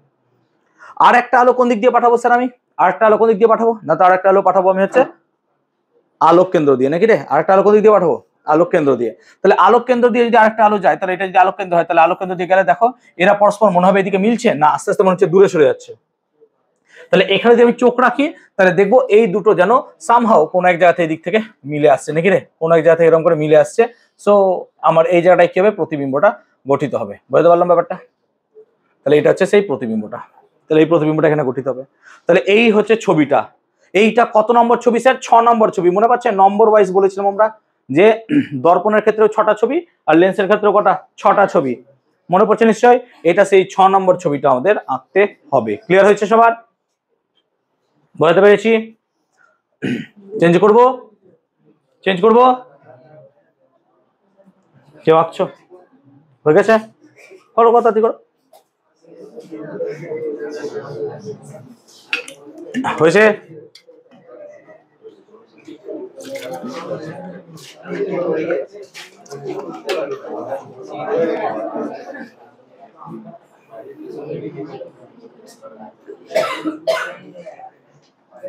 নেক্সট অথবা কোশ্চেনটা দেখবো, বলছে 5 সেমি দৈর্ঘ্যের একটি বস্তু উত্তল লেন্সের সামনে 2 সেমি দূরে আছে, তাহলে এটাকে বলবে কিন্তু দৈর্ঘ্য, এটাকে বলবে বস্তু দৈর্ঘ্য, আর এটা হবে কি বলতো বস্তু দূরত্ব। তাহলে তোকে কোশ্চেন এখানে কি দিয়েছে বলতো, তোকে এখানে কোশ্চেন দিয়েছে বস্তু দৈর্ঘ্য, তাহলে কোশ্চেন দিয়েছে এখানে বস্তুর দৈর্ঘ্য, তাহলে বস্তু দৈর্ঘ্য তোকে কত দিয়েছে না তো 5 সেমি, আর বস্তু দূরত্ব দিয়েছে তোকে, বস্তু দূরত্ব কত দিয়েছে বলতো 2 সেমি নাকি রে। তাহলে এই হচ্ছে গল্প আমাকে দিয়ে রেখেছে কোশ্চেনে। এখন যদি আমরা দেখি তাহলে পরে 10 সেমি দৈর্ঘ্যের প্রতিবিম্ব পাওয়া গেল, তাহলে প্রতিবিম্ব দৈর্ঘ্যটা দিয়ে দিয়েছে আমাকে এখানে।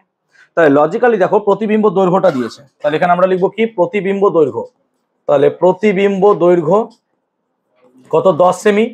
আমার এখানে জানতে চাইছে কি রৈখিক বিবর্ধন, দেখো রৈ বি লিখলাম, রৈখিক বিবর্ধন কত, আর কি জানতে চাইছে তাহলে আমাকে এখানে জানতে চাইছে প্রতিবিম্ব দূরত্ব কত, প্রতিবিম্ব দূরত্ব কত, এই হচ্ছে কোশ্চেন। দেখো কোশ্চেনটা যদি ফরমেশন দেখো, বস্তু রৈখিক বিবর্ধন কত আর প্রতিবিম্ব দূরত্ব কত, বুঝতে পারলাম। তাহলে এখান থেকে আমরা বার করতে পারবো কি যে আমরা জানি স্যার রৈখিক বিবর্ধনের ফর্মুলা, আমরা জানি রৈখিক বিবর্ধন মানে কত হয়, রৈখিক বিবর্ধন মানে কি, রৈখিক বিবর্ধনের দুটো ফর্মুলা হয়, একটা দৈর্ঘ্য দিয়ে হয় আর একটা দূরত্ব দিয়ে হয়। দৈর্ঘ্য দিয়ে কি ফর্মুলা না তো দৈর্ঘ্য দিয়ে ফর্মুলা আমরা লিখতে পারি প্রতিবিম্ব দৈর্ঘ্য বাই কি হয় বস্তুর দৈর্ঘ্য, তাহলে আমরা এখানে রৈখিক বিবর্ধনের ফর্মুলাটা লিখতে পারি প্রতিবিম্ব দৈর্ঘ্য বাই বস্তুর দৈর্ঘ্য।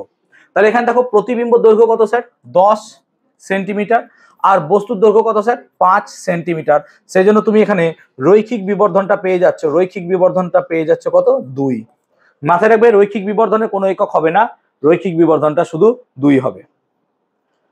এবার রৈখিক বিবর্ধনের আরেকটা ফর্মুলা আমরা পাবো, আমি অঙ্কটা এখানে করাচ্ছি, রৈখিক বিবর্ধনের আরেকটা ফর্মুলা পাবো কি হবে, দেখো রৈখিক বিবর্ধনের আরেকটা ফর্মুলা কি না তো রৈখিক বিবর্ধন মানে হয় প্রতিবিম্ব দূরত্ব বাই বস্তু দূরত্ব, প্রতিবিম্ব দূরত্ব বাই বস্তু দূরত্ব। এখন প্রতিবিম্ব দূরত্ব কত হবে, প্রতিবিম্ব দূরত্ব তোমাকে বার হবে, তাই প্রতিবিম্ব দূরত্বকে এইভাবে লিখলাম প্রতিবিম্ব দূরত্ব, আর রৈখিক বিবর্ধন তুমি পেয়ে গেছো 2, আর বস্তু দূরত্ব তুমি জানো 2 সেন্টিমিটার, তাহলে নিচে 2 সেন্টিমিটার লিখে দাও। সেই জন্য এখান থেকে তুমি পাবে প্রতিবিম্ব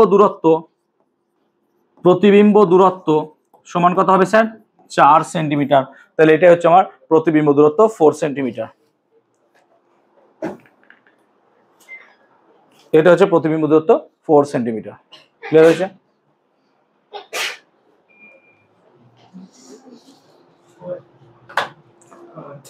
প্রতিবিম্ব দূরত্ব 4 সেন্টিমিটার, ক্লিয়ার বুঝতে পারলাম, হয়েছে সবার টোকা, ক্লিয়ার হয়েছে? চলো কোশ্চেনটা হলো, বুঝতে পারলাম। নেক্সট, ওকে নেক্সট কোশ্চেন দেখবো আমরা। দেখো নেক্সট কোশ্চেন সেম দিয়েছে যে ডেল্টা ইকুয়াল টু এগেইন, আবার কোশ্চেন খুঁজে পাইনি, ডেল্টা ইকুয়াল টু কত দিয়েছে i1 plus i2 minus a, same question, তো এই কোশ্চেন গুলো রিপিট হয়ে গেছে। আচ্ছা 4.6 এর কোশ্চেনটা করবো, দেখো একবার 4.6 এর কোশ্চেনটা করবো, একবার দেখে নাও, কোশ্চেনটা পড়ে নাও। 4.6 এর কোশ্চেনটা পড়ো, বলছে 40 ওয়াটের বাতিকে কত ঘন্টা জ্বালালে 1 বিওটি ইউনিট, মানে বিওটি 1 বিওটি তড়িৎ শক্তি ব্যয়িত হবে। 40 ওয়াটের একটি বাতিকে কতক্ষণ জ্বালালে বলছে 1 ইউনিট শক্তি খরচ হবে। আচ্ছা আমরা ব্যয়িত বিওটির যদি কনসেপ্ট নিই, তাহলে আমরা জানি স্যার ব্যয়িত বিওটি মানে কি হয় না তো স্যার ক্ষমতা কোথায় আসে ওয়াটে বাই হাজার ইন্টু কি হয় সময়, এই ফর্মুলাটাই কি আমরা ইউজ করি ইন টার্মস অফ কি থাকবে এটা ঘন্টা। তাহলে ব্যয়িত বিওটি, কারোর ক্লাস নাম মনে লাগলে পরে চলে যেতে পারো, দ্বিতীয়বার আমি কিন্তু আর বলবো না, হ্যাঁ কথাটা যেন মাথায় থাকে, দ্বিতীয়বার আমি আর বলবো না। ব্যয়িত বিওটি সমান ক্ষমতা, এটা ক্ষমতা কোন এককে হবে ওয়াট এককে হবে, তাকে 1000 দিয়ে ভাগ করব, আর তার সাথে সময় থাকবে, নিশ্চয়ই ফর্মুলাটা জানো তোমরা কিভাবে করতে হয়।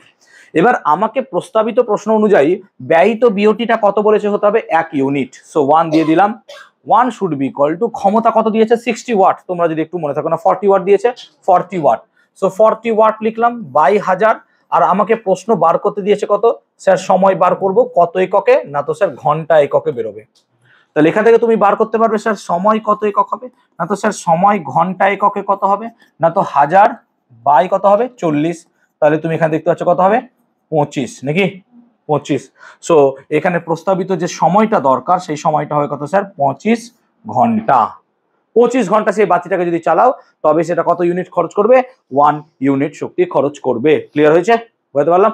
ওকে, ক্লিয়ার হয়েছে সবার? বুঝতে পেরেছি? ওকে, তাহলে কোশ্চেন ফেরত করছি। নেক্সট আবার দেখো বলছে 240 ভোল্ট 1000 ওয়াট এবং 240 ভোল্ট 100 ওয়াট বৈদ্যুতিক বাতির মধ্যে কার ফিলামেন্ট মোটা হবে? আচ্ছা, ফিলামেন্ট মোটা হবে মানে আর ইজ প্রপোর্শনাল টু এরিয়ার সাথে যদি দেখো তুমি, তাহলে আর ইজ প্রপোর্শনাল টু 1/a, মানে যার রোধ কম সেটা বেশি মোটা হবে। হ্যাঁ না বল? যার রোধ কম সেটা কি হবে? বেশি মোটা হবে। তাহলে বাতি দুটো একটু মনে রাখো, 240 ভোল্ট 1000 ওয়াট, 240 ভোল্ট 100 ওয়াট। তাহলে যদি আমরা দেখি তাহলে সেই কোশ্চেনটাকে আমরা এখানে লিখতে পারবো যে প্রথম বাতির ক্ষেত্রে, ধরো প্রথম বাতির ক্ষেত্রে আমাকে V1 কত দিয়েছে স্যার? না তো 240 ভোল্ট, আর পাওয়ার কত দিয়েছে স্যার? 1000 ওয়াট। এখান থেকে আমার প্রশ্ন হচ্ছে R1টা বার করব। R1 কত? তো তোমরা একটা ফর্মুলা যদি মনে থাকে, ফর্মুলা কি মনে আছে কারোর? P সমান কত হয়? V square by R। মনে আছে? P equals to V square by R। So P equals to V square by R, এই ফর্মুলা ইউজ করব আমরা। তো P equal to V square by R থেকে আমরা এখান থেকে লিখতে পারবো স্যার R1 ইকুয়াল টু কত হবে? V square by P, V1 square by P1। ঠিক বলছি? বোঝাতে পারলাম ব্যাপারটা? নিশ্চয়ই দেখতে পাচ্ছ। তাহলে এখানে V1 স্কয়ার কত হবে স্যার? না তো কত হবে? 240 গুণিত 240, আর নিচে কত পড়ে থাকবে স্যার? 1000। তাহলে এখানে যদি কাটাকুটি করো তাহলে 24 কত হয় রে? 576/10, তার মানে কত আসছে? 57.6। সো R1 এর ভ্যালু আসছে 57.6 ওম। ঠিক আছে, 24 576 হয়, নিশ্চয়ই তোমরা জানো, না জানলে পরে জেনে নাও। এবং আমরা এক্ষেত্রে 10 দিয়ে ভাগ করে সেটাকে 57.6 লিখতে পারলাম। এটা গেল R1 এর ভ্যালু। সিমিলার কেস আমরা R2 এর ক্ষেত্রে বার করতে পারবো। পাশেই করছি, আমি কালার চেঞ্জ করে করছি যাতে তোমাদের বুঝতে সুবিধা হয়। সো আমি পরের পেজে করছি, পরেরটাতে করছি। R2 সমান কত হবে স্যার? V2 স্কয়ার P2 নাকি রে? V2 square by P2। এবার V2 কত? V2 তো স্যার 240 ইনটু 240 আছে, কিন্তু তুই যদি অঙ্কটা পড়িস পরের পাওয়ারটা কত দিয়েছে বলতো? 100 নাকি রে? পরের পাওয়ারটা কত দিয়েছে তোকে? 100 দিয়েছে। সো 100 দিয়ে যদি ভাগ করিস এটা হবে কত? 576 ওম। তাহলে তুই দেখ প্রথম ক্ষেত্রে R1 বেরোলো কত? 57.6, আর দ্বিতীয় ক্ষেত্রে R2 কত বেরোলো তোকে? 576। দেখতে পাচ্ছিস দুটো কেস, একটা এই ফর্মুলায়, একটা সেম ফর্মুলায়, শুধুমাত্র আমাকে পাওয়ারটা কত বলেছিল? 100 ওয়াট। তাহলে এখান থেকে আমরা স্পষ্ট কথায় দেখতে পাচ্ছি স্যার এর রোধটা কম। তাহলে যেহেতু এর রোধটা কম, তাহলে এটাই কি হবে? আমাদের মোটু তার। ঠিক আছে, সো এটা হবে আমাদের মোটা তার। ক্লিয়ার হয়েছে? So this will be your মোটা তার। ক্লিয়ার হয়েছে? আমি কি ক্লিয়ার করতে পারলাম কোশ্চেনটা? বুঝতে পারলাম? এই কোশ্চেনটা কিন্তু খুব ইম্পর্টেন্ট, স্টার্ট দিয়ে রাখবো কোশ্চেনটা। আই হোপ কোশ্চেনটা ক্লিয়ার করাতে পেরেছি সবাইকে। বুঝতে পেরেছি? বোঝাতে পেরেছি? ওকে, পরে পেয়ে যাচ্ছি। হয়নি এখনো? তাড়াতাড়ি করো বাবা, চলো তাড়াতাড়ি করো, তাড়াতাড়ি করো। হয়েছে?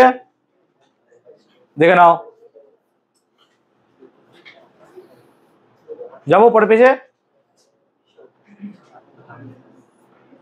হয়েছে? চলো নেক্সট কি বলছে? একটি বাড়িতে, নিশ্চয়ই অঙ্কটা পারবো এবার আমরা। দেখো তো একবার, বলছে একটি বাড়িতে স্যার দুটি 60 ওয়াটের বাতি এবং দুটি 80 ওয়াটের পাখা আছে এবং তারা প্রত্যেকটাই 5 ঘন্টা করে চলছে। তাহলে স্যার বিওটি কত হবে? তাহলে এটা বার করবো আমরা বিওটি নাকি রে? বিওটি বার করবো, ঠিক তো? বন্ধ করে দেবা? দাঁড়াও, ঠান্ডা লাগছে বা নাকি?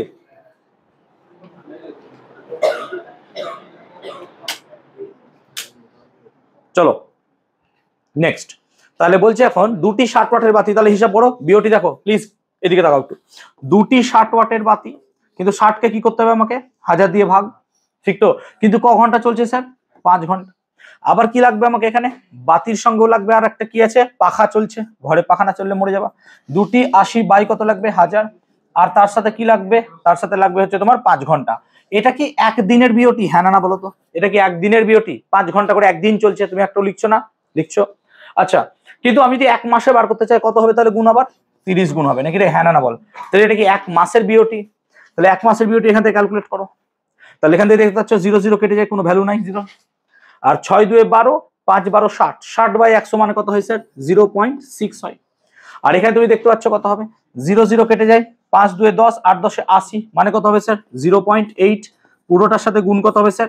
30 গুণ হবে, তাহলে 0.8 আর 0.6 মানে কত হয় স্যার 1.4 যোগ করলে, আর 1.4 এটা যোগ করলে কত হবে স্যার 1.4, আর 1.4 এর সাথে 30 যোগ করলে সরি গুণ করলে কত হবে 42 নাকি রে, 3 14 কত হয় 42, তাহলে এই গুণফলটা নিশ্চয়ই আমার কত হবে স্যার 42। সো আমার টোটাল বিওটি যতটা উঠবে সেটা কত হচ্ছে 42 বিওটি।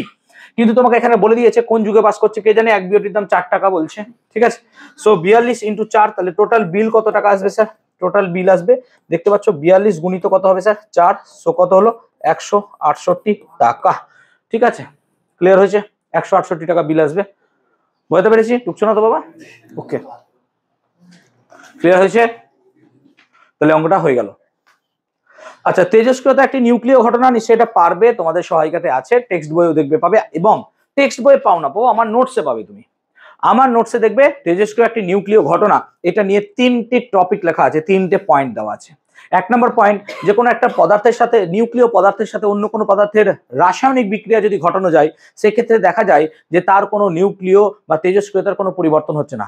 আমরা জানি রাসায়নিক বিক্রিয়া সব সময় কি হয়, ইলেকট্রনদের সাথে হয়, কখনো নিউক্লিয়াসের সাথে হয় না, সেই জন্য তেজস্ক্রিয়তা একটা কি হবে নিউক্লিয় ঘটনা। ক্লিয়ার হয়েছে, বুঝতে পারলাম? তো এরকম ভাবে দেখবে 3টে পয়েন্ট আছে, 3টে পয়েন্ট ওখান থেকে তুমি আলোচনা করতে পারো। চলো এই কোশ্চেনটা দেখাবো, এখানে কোশ্চেনটা দেখো, এখান থেকে আলোচনা করছি আমি, ভালো করে দেখো কোশ্চেনটা দেখে বুঝতে পারছো যে স্যার এক্স নামক পরমাণু থেকে বিটা কণা বেরিয়েছে, হ্যাঁ না বল, এটা বেরিয়ে গেছে। তো বিটা কণা বেরোলে পরে আমার কি চেঞ্জ হয় স্যার, প্রোটন সংখ্যা নাকি রে? তোরা জানিস একটা আলফা কণা বেরোলে প্রোটন সংখ্যা 2 একক কমে যায় আর ভর সংখ্যা 4 একক কমে যায়, কিন্তু বিটা বেরোলে কি হয় স্যার, প্রোটন সংখ্যা 1 একক কি হয়ে যায়, বেড়ে যায়। কিন্তু কটা বিটা বেরোচ্ছে, 2টো বিটা, তাহলে প্রোটন সংখ্যা কত বাড়বে স্যার, 2 বাড়বে। সেজন্য 92 জায়গায় কত লিখবো এখানে, বুঝতে পারলাম ব্যাপারটা? তো এই জন্য এটা কত হবে 94 অ্যান্সার হবে। আমি কি বুঝতে পারলাম ব্যাপারটা? 94 কেন হবে, ক্লিয়ার হয়েছে? কেন 94 হলো, কারণ 2টো বিটা এখানে কি হচ্ছে বলতো, বেরিয়ে যাচ্ছে। যেহেতু 2টো বিটা বেরিয়ে যাচ্ছে, তাই এখানে 92 জায়গায় কত লিখে দেবো, এখানে 94। আমি কি বুঝতে পারলাম? চলো, যদি এইভাবে না বুঝতে পারো আমি অন্যভাবে বুঝিয়ে দিচ্ছি, কোশ্চেনটা একবার দেখবো। এভাবে কি বোঝাতে পেরেছি? না বুঝতে পারলে আমি অন্যভাবে বোঝাচ্ছি, দেখো চলো এখানে দেখাচ্ছি। দেখো আমাকে বলছে 92x 200 কত ছিল রে, 34, সেখান থেকে স্যার একটা 2টো বিটা বেরোচ্ছে আর প্লাস ওয়াই, ওয়াইটা কি হবে, আচ্ছা বাদ দাও, এদিকে তাকাও। আচ্ছা তুমি কি জানো বিটার সংকেতটাকে এইভাবে লেখা যায় -e1 e0, এটা হচ্ছে বিটার সংকেত। তাহলে বিটার যদি জায়গায় এটা লিখিস তাহলে দেখ এটা দাঁড়ায় এরকম 92x 234 2 into -1 e0 plus Y. আচ্ছা তুই বল, আমরা যদি বাঁদিক ডানদিক সমীকরণ দেখি তাহলে নিচেরটা সমান হবে আর উপরেরটাও সমান হবে, এটাই তো হয়। অর্থাৎ সমীকরণের বাঁদিকে প্রোটন সংখ্যা, ডান দিকে প্রোটন সংখ্যা কি হবে, সবসময় সেম, সবসময় সেম হবে। তো সেম হওয়ার জন্য এদিকে তাকাও, এটা যদি 92 হয় এখানে টোটাল 92 হবে। তাহলে এইটাকে যদি আমি কোয়েশ্চেন মার্ক ধরি, তাহলে কোয়েশ্চেন মার্ক প্লাস, বুঝতে পারছো? বা এটাকে এক্স ধরে নাও তুমি, ঠিক আছে, এটাকে তুমি এক্স ধরে নাও, ছোট হাতের এক্স, এক্স, তাহলে নিচে কত হবে স্যার এক্স। তাহলে এখানে একটা সমীকরণ আমরা লিখতে পারি স্যার, এক্স লিখলাম, প্লাস কত হবে স্যার, প্লাস দেখো -1 কবার আছে স্যার, 2 বার, তাহলে -1 ইন্টু 2 করলে কত হয় স্যার, -2। তাহলে নিচে কত হলো sir, x plus of -1 into 2 x - 2, এটা সমান কত হবে স্যার 92, হ্যাঁ না বল? তাহলে এটার সমান যদি 92 হয় এক্স কত হবে দেখতো একবার, বুঝতে পারলাম? ক্লিয়ার হলো? আমার মনে হয় আগেরটাই অনেক সোজা, স্যার বিটা বেরিয়ে যাচ্ছে, ছেড়ে দেন 94 করে দেন, ক্লিয়ার হয়েছে? সো তোমার যেটা ইচ্ছা তুমি তোমার মতো করে চয়েস করতে পারো। আই হোপ কোশ্চেনের পেজটা কমপ্লিট হলো। চলো নেক্সট। নিশ্চয়ই আমাকে 4.9 বলার জন্য বাধ্য করবে না তোমরা, যে আয়োনাইজেশন শক্তি কাকে বলে তুমি বলো, নিশ্চয়ই পারবে স্যার আয়োনাইজেশন শক্তি কাকে বলে, পারবো, ঠিক আছে। আচ্ছা মুদ্রা ধাতুর নাম নিশ্চয়ই পারবে, মুদ্রা ধাতুর নাম পারবে, সমযোজী ব্যাসার্ধ, সংজ্ঞা আছে, এগুলো বইয়ের সংজ্ঞা আছে বলে আমি বাদ দিয়ে দিচ্ছি। আচ্ছা অ্যালুমিনিয়াম ধাতু নিষ্কাশনের তড়িৎ বিশ্লেষ্য রূপে কি ব্যবহৃত হয়, না তো ক্রায়োলাইট, ফ্লোরস্পার আর অ্যালুমিনার মিশ্রণ, নিশ্চয়ই জানো। আর ক্যাথোড বিক্রিয়া কি হয় আমি লিখে দিচ্ছি, ক্যাথোড বিক্রিয়া অনেকের বই হয়তো নাও থাকতে পারে। ক্যাথোড বিক্রিয়াটা হয় 2Al3+ প্লাস 6E দিয়ে তৈরি হয় 2Al, আর অ্যানোড বিক্রিয়াটা হয় 3O2 -6E 3O, এইটা হচ্ছে আমাদের বিক্রিয়া। তো বিক্রিয়া দুটো লিখে দিলাম, যারা পেয়েছো খুব ভালো, না পেয়েছো এখান থেকে লিখে নাও। নাইট্রোলিম কি, আবার সেম রিপিট কোশ্চেন দেখতে পাচ্ছ নিশ্চয়ই, আগের দিনই নাইট্রোলিমটা করালাম। আচ্ছা এর ব্যবহার লেখো, সার রূপে জমিতে ব্যবহৃত হয়। আর H2S এর গন্ধ কেমন, H2S এর গন্ধ হচ্ছে কি পচা ডিমের মতো গন্ধযুক্ত, যার জন্য আমাকে অনেক সময় রুম ফ্রেশনার চালাতে হয়। ওকে এটা হচ্ছে স্ট্রেসের গন্ধ। ক্লিয়ার হয়েছে? ওকে, আর গভীরে যাচ্ছি না। সিলিন্ডারের গ্যাস লিক করলে গন্ধ বের হয় কেন? কারণ তার মধ্যে একটা বিশেষ পদার্থ দেওয়া হয়, তার নাম কি ইথাইল মার্কাপটান। সো ইথাইল মার্কাপটান নামক পদার্থটা দিয়ে দেওয়া হয় বলে সেটা কি হয়, দুর্গন্ধযুক্ত পদার্থ হয়, যদিও আমার গন্ধটা ভালোই লাগে। সিএনজির পুরো নাম কি? Compressed natural gas. কিন্তু কোশ্চেন এরকম দিতে পারে যে সিএনজির প্রধান উপাদান কি হবে, তাহলে কি হবে? মিথেন। সিএনজির প্রধান উপাদান কি হবে? মিথেন হবে। ক্লিয়ার? আচ্ছা, পলিমারের সঙ্গে মনোমারের পার্থক্য কি? স্যার মনোমার হচ্ছে ছোট ছোট অংশ, কিন্তু এই ছোট ছোট অংশগুলোকে যুক্ত করে আমি কি তৈরি করতে পারি স্যার? পলিমার। তাহলে মনোমার ছোট ছোট অংশগুলোকে, আর ছোট অংশগুলোকে জুড়ে যেটা পাবো সেটা হচ্ছে কি? পলিমার। ক্লিয়ার হলো? একটি করে উদাহরণ দাও। তাহলে পলিমারের উদাহরণ হচ্ছে স্যার পলিথিন, আর মনোমারটা কি হবে তাহলে স্যার? ইথিন বা ইথিলিন। আচ্ছা, টেফলনের ব্যবহার দেখো, আবার টেফলন দিয়েছে, বুঝতে পারছো তো? এই কোশ্চেনটা ইম্পর্টেন্ট, টেফলনটা বেশি ইম্পর্টেন্ট, কারণ টেফলনের ব্যবহার কি হবে তাহলে স্যার? ননস্টিক বাসনপত্র কোটিং তৈরি করতে ইউজ করা হয়। আই হোপ সেট 3 সকলের ক্লিয়ার হয়েছে। সেট 3 কোনো ডাউট আছে কারণ বলবে আমাকে। সেট 3 ক্লিয়ার হয়েছে? চলো সেট 4 এ এলাম। ওকে, দেখো সেট 4টা দেখবো এবার। বায়ুমণ্ডলে কোন স্তরটি ঘনত্ব সবচেয়ে বেশি? Sir troposphere. তাহলে বায়ুমণ্ডলের ট্রোপোস্ফিয়ার স্তরটির ঘনত্ব সবসময় বেশি হবে। নির্দিষ্ট ভরে কোনো গ্যাসের চাপ ও আয়তন পি ও ভি, উষ্ণতা স্থির রেখে চাপ 25% বৃদ্ধি করছি, তাহলে পরে আমার এখানে কি হবে বলছে কোশ্চেন, দেখো বলছে আয়তন কত হবে। তাহলে দেখো তুমি ভাবো P1 কত স্যার? পি, আর তুমি ধরো V1 সমান হচ্ছে ভি। আমি ধরে নিলাম চাপ আর পি আর আয়তন ভি। ক্লিয়ার? এখন আমাকে বলছে যে চাপটা 25% বাড়াচ্ছি, তো যদি বাড়াও তাহলে P2 কত হবে স্যার? 125/100 ইন্টু কত হবে বলো তো? পি। হ্যাঁ না বলো? 25% বাড়ালে, তাই না? 25% বাড়ালে 125/100 পি হবে। তো এটা যদি কাটাকাটি করো তাহলে তুমি দেখতেই পাচ্ছ 1.25 পি হয়। আর আমার কোশ্চেন চাইছে কত স্যার? V2 সমান কোশ্চেন মার্ক। এটা জানতে চাইছে, এটা জানতে চাইছে।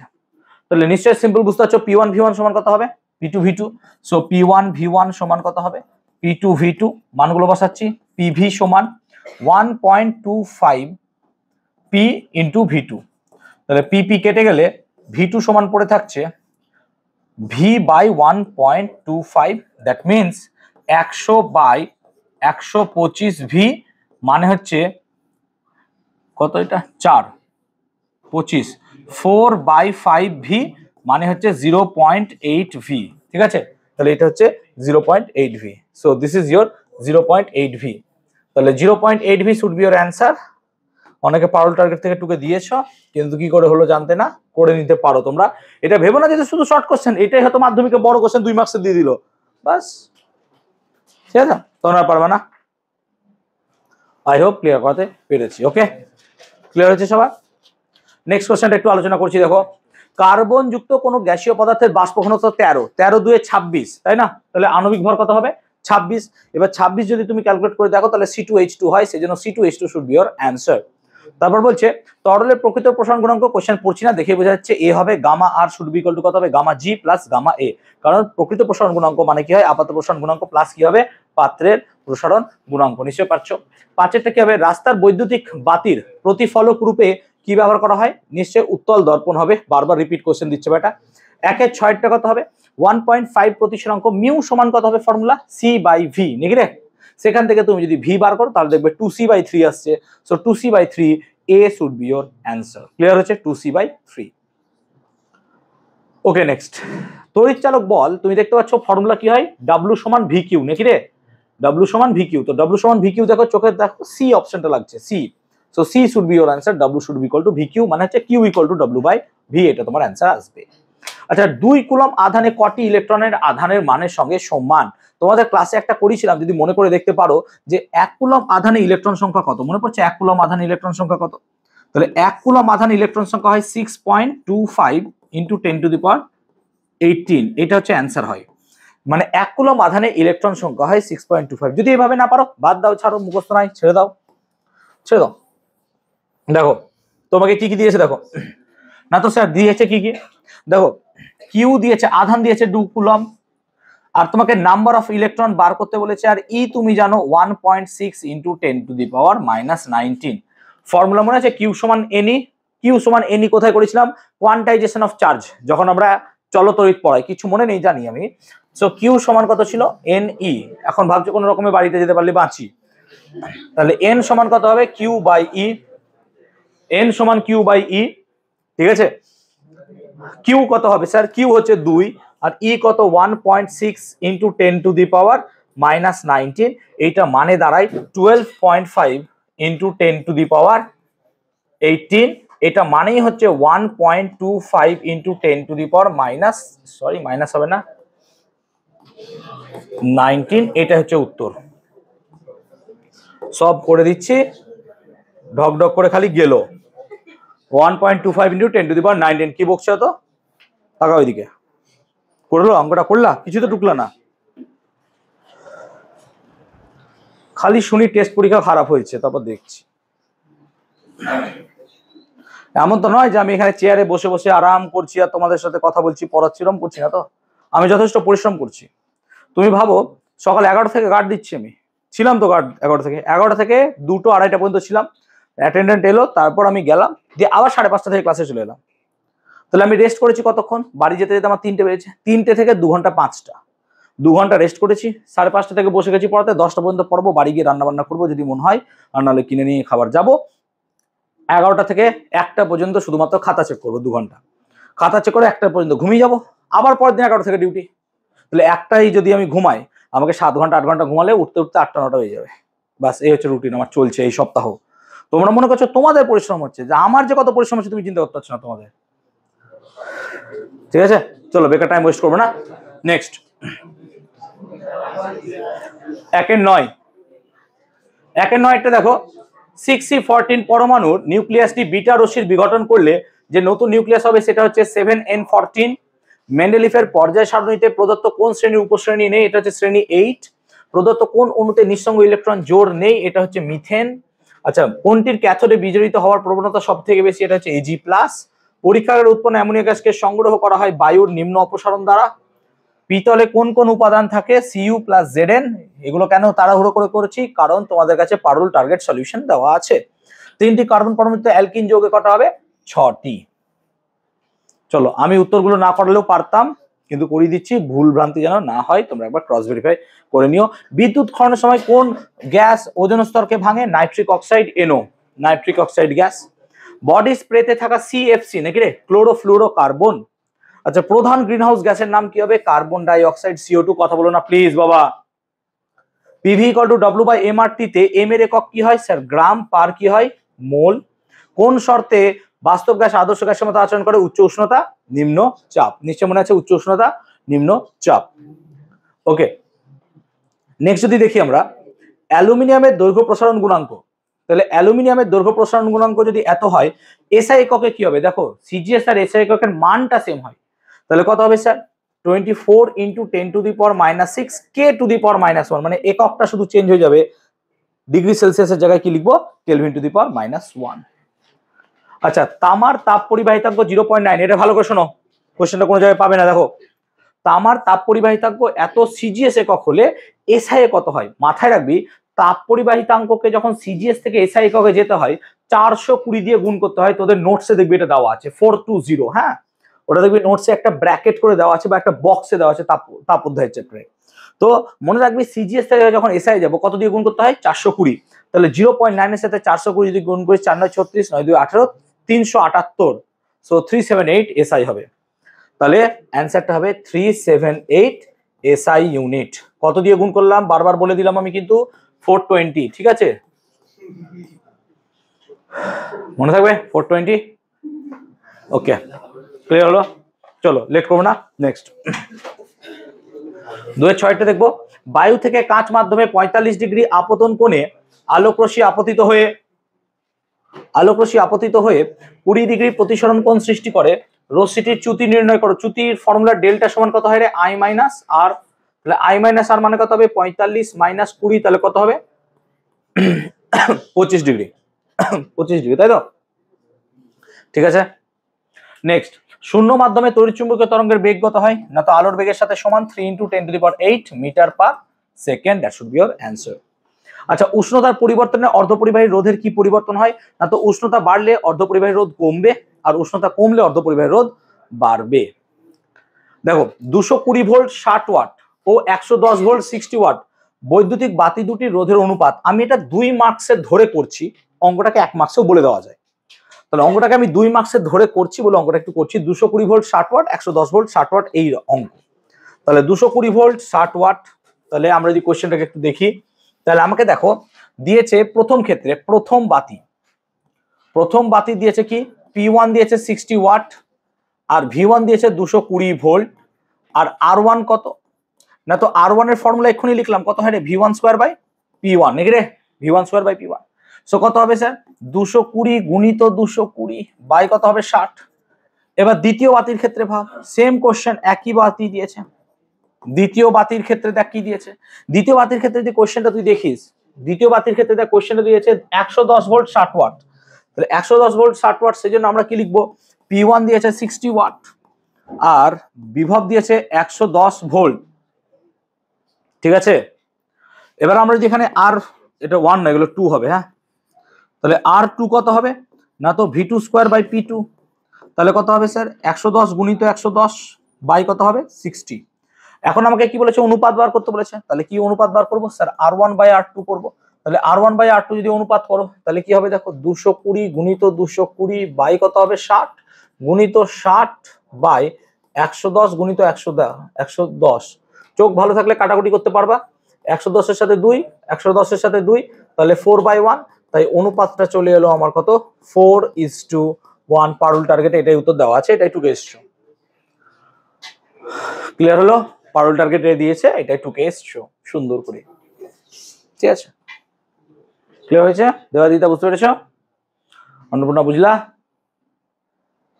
কেউ ব্যাচে এসছো, এমন আছো যে পরীক্ষা দাওনি, যে পরীক্ষাটা মক টেস্ট হলো, কে দাওনি? তুমি কেন, কোন দুঃখে? কাল দেবা নাকি? কাল দিয়ে দিও, তুমিও কাল দেবে। আর কেউ আছো পরীক্ষা দাওনি? অনামিকা দিয়েছো? দিয়েছো? ওকে, অ্যাটেন্ডেন্স নেওয়া হয়েছে তোমাদের? অ্যাটেন্ডেন্স নিলাম, শুভম সিনহা না, অ্যাটেন্ডেন্স নেওয়া হয়নি, অ্যাটেন্ডেন্স শিট কই?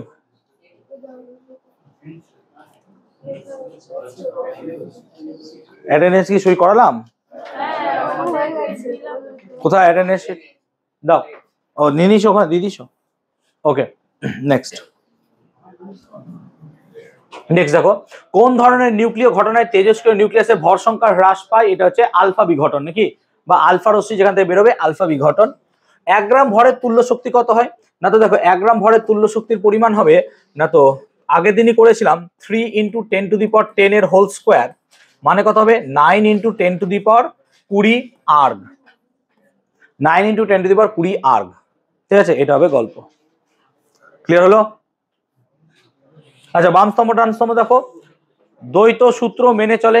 শুভম কারফা কি হয়েছে, অনেকক্ষণ ধরে দেখছি, ওরকম করো না। এই নীল, ইন্দ্রনীল এদিকে সরে বস। তাহলে দ্বৈত সূত্র মেনে চলে এরকম একটা মৌল কি হচ্ছে, লিথিয়াম। নাইক্রোমের একটি উপাদান হচ্ছে ক্রোমিয়াম। ছাপার ব্লক তৈরি করতে লাগে দস্তা, আর তীব্র ধনাত্মক ধর্মী মৌল হচ্ছে এরকম 3142 নাকি, 3142। ক্লিয়ার হয়েছে, 3142 বুঝতে পারলাম। নেক্সট, দৈনন্দিন জীবনে ব্যবহৃত হয় এমন দুটি পদার্থের নাম লেখো যেগুলো কি হচ্ছে একটি সমযোজী নিশ্চয়ই পারবে জল, আর অপরটি তড়িৎযোজী হবে খাদ্য, লবণ। তড়িৎ বিশ্লেষণের সময় কি ধরনের তড়িৎ প্রবাহ ব্যবহৃত হয়? সমপ্রবাহ। প্লিজ ডিসি লিখতে যেও না, সমপ্রবাহ লিখবে তারপর ডিসি লিখবে। ক্লিয়ার, ডিসি লেখার চুলকানি থাকলে ডিসি লিখবে, সমপ্রবাহ লেখার পর সমপ্রবাহ লিখবে, উত্তরটা বলে দিচ্ছি কিন্তু। আচ্ছা, তড়িৎ বিশ্লেষণের সময় অ্যানোডে ড্যাশ বিক্রিয়া ঘটে, কি বিক্রিয়া ঘটে? জারণ বিক্রিয়া ঘটে। তাহলে তড়িৎ বিশ্লেষণের সময় অ্যানোডে জারণ বিক্রিয়া ঘটে, ঠিক আছে। আচ্ছা, প্ল্যাটিনাম তড়িৎদ্বারের সাহায্যে অ্যাসিডযুক্ত জলের তড়িৎ বিশ্লেষণ করলে ক্যাথোডে পাবে হাইড্রোজেন, আর অ্যানোডে কি পাবে? অক্সিজেন। অ্যামোনিয়া থেকে উৎপন্ন একটি জৈব সারের নাম কি হবে? ইউরিয়া। আর অজৈব সারের নাম কি হবে? Ammonium sulphate, ammonium sulphate, ammonium phosphate. TNT প্রস্তুতিতে গাঢ় হাইড্রোক্লোরিক অ্যাসিড ব্যবহার করা হয়, মিথ্যা, কারণ কি টিএনটি প্রস্তুতিতে নাইট্রিক অ্যাসিড ব্যবহার করি আমরা, HNO3 ট্রাইনাইট্রোটলুইন। ওকে, স্মেলিং সল্ট কাকে বলে? অ্যামোনিয়াম কার্বনেট, অর্থাৎ অ্যামোনিয়ার একটি লবণ, অ্যামোনিয়াম কার্বনেটকে আমরা স্মেলিং সল্ট বলি। ক্লিয়ার হয়েছে? আচ্ছা, এর ইউপ্যাক নাম কি কি? বাচ্চা ইউপ্যাক নাম দিচ্ছে, এটার নাম হচ্ছে প্রোপান 1 অল। নিশ্চয় শুধু প্রোপানল লিখবো না, কি হবে এটার নাম? প্রোপান 1 অল। সরলতম অ্যালকাইনের নাম কি হবে? ইথাইন নাকি রে, সরলতম অ্যালকাইনের নাম কি হবে? ইথাইন। আর হাইড্রোজেন বিহীন একটি জৈব যৌগের নাম কি হবে? Carbon tetrachloride, that is called CCl4 carbon tetrachloride. Clear হয়েছে? সো শর্ট কোশ্চেন কমপ্লিট হলো, বলতে পারলাম। ক্লিয়ার হয়েছে? নেক্সট, আচ্ছা আবার জ্বালানি তাপন মূল্য সেম কোশ্চেন, ঠিক আছে। আবার দেখো কয়লা ও ডিজেলের মধ্যে কোনটির তাপন মূল্য বেশি? অবভিয়াসলি ডিজেলের তাপন মূল্য বেশি। আচ্ছা পরের কোশ্চেনটা দেখো 3.2 এরটা বলছে সমভরের তাহলে সমভর যেহেতু বলেছে তাহলে ধরি গ্যাস দুটির ভর, ধরলাম গ্যাস দুটির ভর হচ্ছে W, ঠিক আছে। এবার কি বলছে দেখ আয়তন দিয়ে দিয়েছে তোকে আর মোলার ভরের অনুপাত চাইছে, মোলার ভর। তাহলে প্রথমটির মোলার ভর আমি ধরলাম কত M1 আর দ্বিতীয়টির মোলার ভর কত ধরলাম M2। অতএব প্রথমটির মোল সংখ্যা N1 সমান W/M1, N1 সমান W/M1 আর দ্বিতীয়টির মোলার সংখ্যা N2 সমান কত হবে তাহলে W/M2। এখন আমরা কি জানি? আমরা জানি V সমানুপাতিক N, অর্থাৎ কি হবে N1/N2 সমান V1/V2 বা কি লিখবো N1 এর মানগুলো বসাবো। তাহলে W/M1/W/M2 এটা মানে কত? এটা মানে হচ্ছে 4480/5600। তার কারণ কি তোকে V1 আর V2 দিয়ে দিয়েছে, এটা V1 আর এটা হচ্ছে V2। তাহলে এটা কাটাকুটি করলে হবে M2/M1 সমান 4/5। অতএব M1:M2 কত হবে 5:4। এটাই তোর অ্যান্সার। তাহলে এইভাবে আমরা অ্যান্সারটা করব। দেখতেই পাচ্ছ অ্যাভোগাড্রো সূত্রকে কাজে লাগিয়ে অঙ্কটা আমরা করলাম। সো অ্যাভোগাড্রো লকে কাজে লাগিয়ে অঙ্কটা প্লিজ তোমরা একবার করে নাও। পরীক্ষায় কিন্তু খুব ইম্পর্টেন্ট, ঠিক আছে। যাদের ক্ষেত্রে লাগছে না যে মাধ্যমিকে 2-4 পেরে গেলেই হবে, কোনো ব্যাপার না, করো না, ছেড়ে দাও, অসুবিধা নাই। তাদের জীবনে অন্য কোনো লক্ষ্য আছে নিশ্চয়ই, তারা ভেবে রেখেছো, ঠিক আছে। সেই লক্ষ্যে স্থির থাকো তোমরা, অসুবিধা নাই। ক্লিয়ার? ওকে, আস্তে হয়েছে।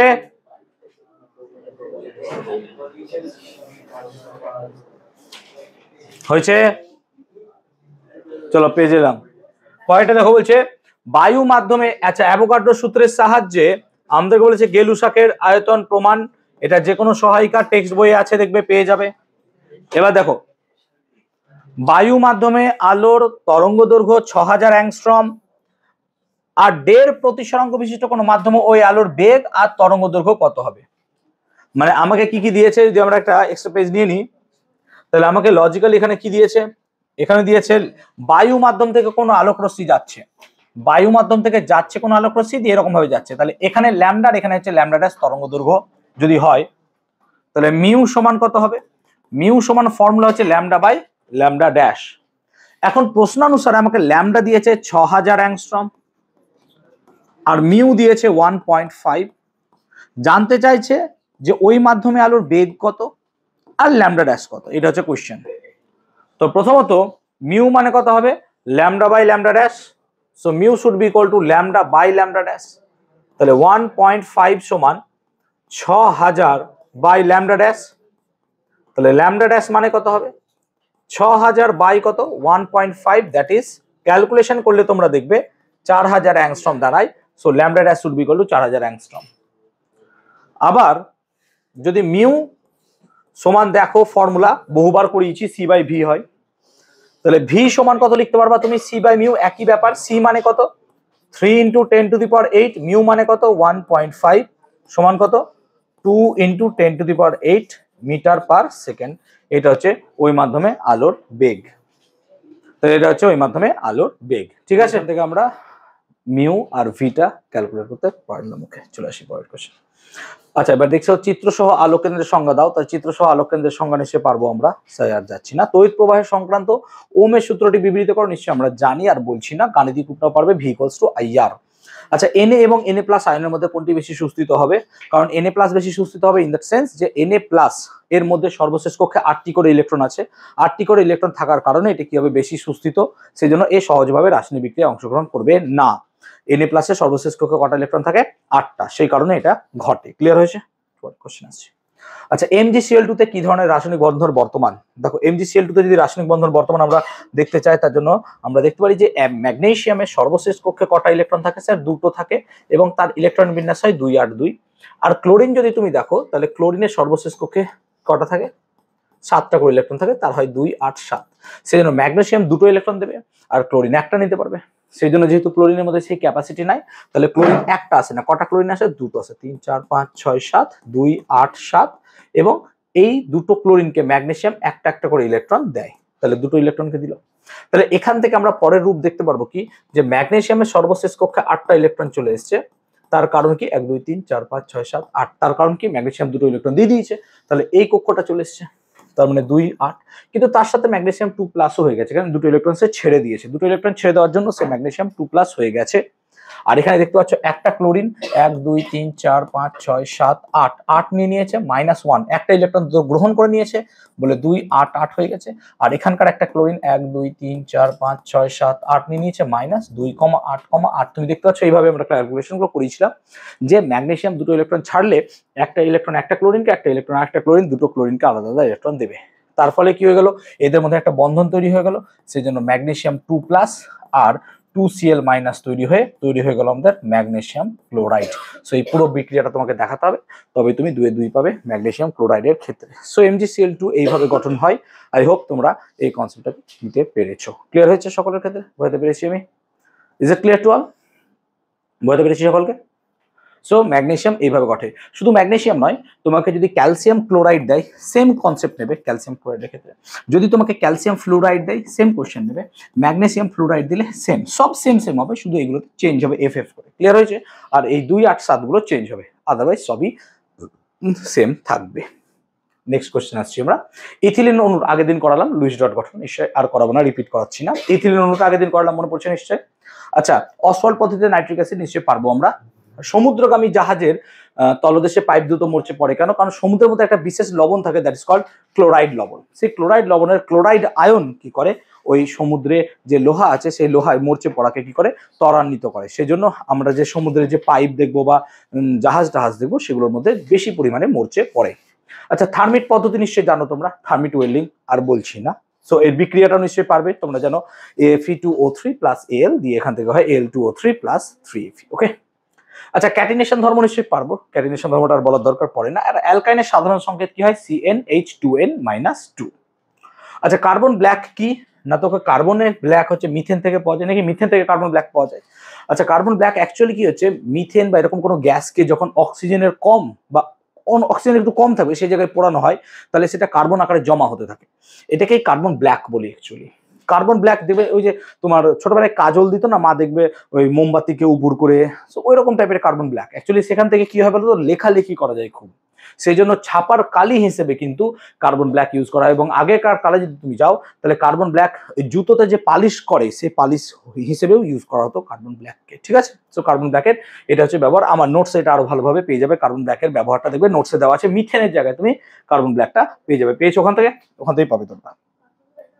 হ্যাঁ, টেক্সট বই লেখার দরকার নাই। ওকে, 4.1 এর কোশ্চেনটা এবার দেখবো। আই হোপ সকলে ক্লিয়ার হয়েছে। আর 12টা কোশ্চেন সার্ভাইভ করে যাও, বাড়ি চলে যাও। 4.1 এর কোশ্চেন বলছে একটি সিলিন্ডারে 15 বায়ুমণ্ডলীয় চাপে, তাহলে P1 কত দিয়েছে আমাকে স্যার? 15 বায়ুমণ্ডলীয় চাপ। আর আমাকে V1 আয়তন কত দিয়েছে স্যার? 10 লিটার আয়তন দিয়েছে, তাই তো? 15 বায়ুমণ্ডলীয় চাপে কত আয়তন দিয়েছে? 10 লিটার আয়তন দিয়েছে। এখন বলছে উষ্ণতা অপরিবর্তিত রাখে 2 বায়ুমণ্ডলীয় চাপে, তাহলে নতুন চাপ P2 কত হয়ে গেল স্যার? 2 বায়ুমণ্ডলীয় চাপ। তাহলে এবার বলছে আয়তন 5 লিটার। এই জায়গাটাই গন্ডগোল হয়েছে, পট করে 5 লিটার লিখবো, কোশ্চেন পড়লেও না। আরে পাগলা, এখানে বলেছে 5 লিটার আয়তনের কতগুলি বেলুন ভরতে পারবি। তার মানে এই নয় যে অন্তিম আয়তন 5 লিটার, মানে অন্তিম আয়তন যাই হবে, অন্তিম আয়তন তোমার যাই হবে, তুমি 5 লিটারের কতগুলো বেলুন ভরবে, তার মানে তোমাকে আগে অন্তিম আয়তন বার করতে হবে। তাহলে অন্তিম আয়তন বার করতে গেলে আমরা ফর্মুলা কি জানি? P1 V1 সমান কত হয়? P2 V2 নাকি রে? P1 V1 সমান কত হয়? P2 V2 নাকি রে, P1 V1 সমান P2 V2। এবার মানগুলো বসাও। তাহলে আমাকে যদি V2 বার করতে হয় তাহলে P1 V1 বাই কত হবে P2। P1 কত দিয়েছে এখানে, P1 তোমাকে দিয়েছে দেখো 15, আর V1 কত দিয়েছে তোমাকে 10, আর P2 কত দিয়েছে 2, তাহলে কত হয়ে গেল 75। তার মানে V2 হচ্ছে 75 লিটার, মানে অন্তিম আয়তন কত হবে 75 লিটার। কিন্তু অন্তিম আয়তন তো আমাকে চাইনি, আমাকে চেয়েছে 5 লিটারের কতগুলো বেলুনকে আমি ভরতে পারবো। তাহলে 75/5, হ্যাঁ না বলো, তাহলে কটা বেলুন পারবি তুই 15টা। তাহলে বেলুন সংখ্যা যদি এখানে বার করতে হয়, সো বেলুন সংখ্যা যদি এখানে লিখতে হয় তাহলে কত হবে স্যার 75/5, দ্যাট ইজ কত হয়ে যাবে তাহলে 15, বা 15টা বেলুন আমরা এখানে ভরতে পারবো। আই হোপ কোশ্চেনটা বোঝাতে পারলাম, ক্লিয়ার হয়েছে। এই কোশ্চেনটাও সেম হবে, 4.2 এর কোশ্চেনটাও একটু আগে আমি করলাম দুটো অঙ্ক দিয়ে, মনে পড়ছে। এখানেও দেখ পটাশিয়াম ক্লোরাইডকে উত্তপ্ত করলে যে অক্সিজেন পাবো, সেই অক্সিজেন পেতে গেলে কত গ্রাম পটাশিয়াম নাইট্রেটকে, একই কোশ্চেন বুঝতে পেরেছিস। পটাশিয়াম নাইট্রেটকে উত্তপ্ত করলে কি হয় বলতো, পটাশিয়াম নাইট্রেটকে যখন উত্তপ্ত করবি বিক্রিয়াটা এরকম হয়। পটাশিয়াম নাইট্রেটের বিক্রিয়াটা মনে রাখবি, পটাশিয়াম নাইট্রেট হয় তোর 4KNO3, মানে হচ্ছে K2O plus N2 plus O2।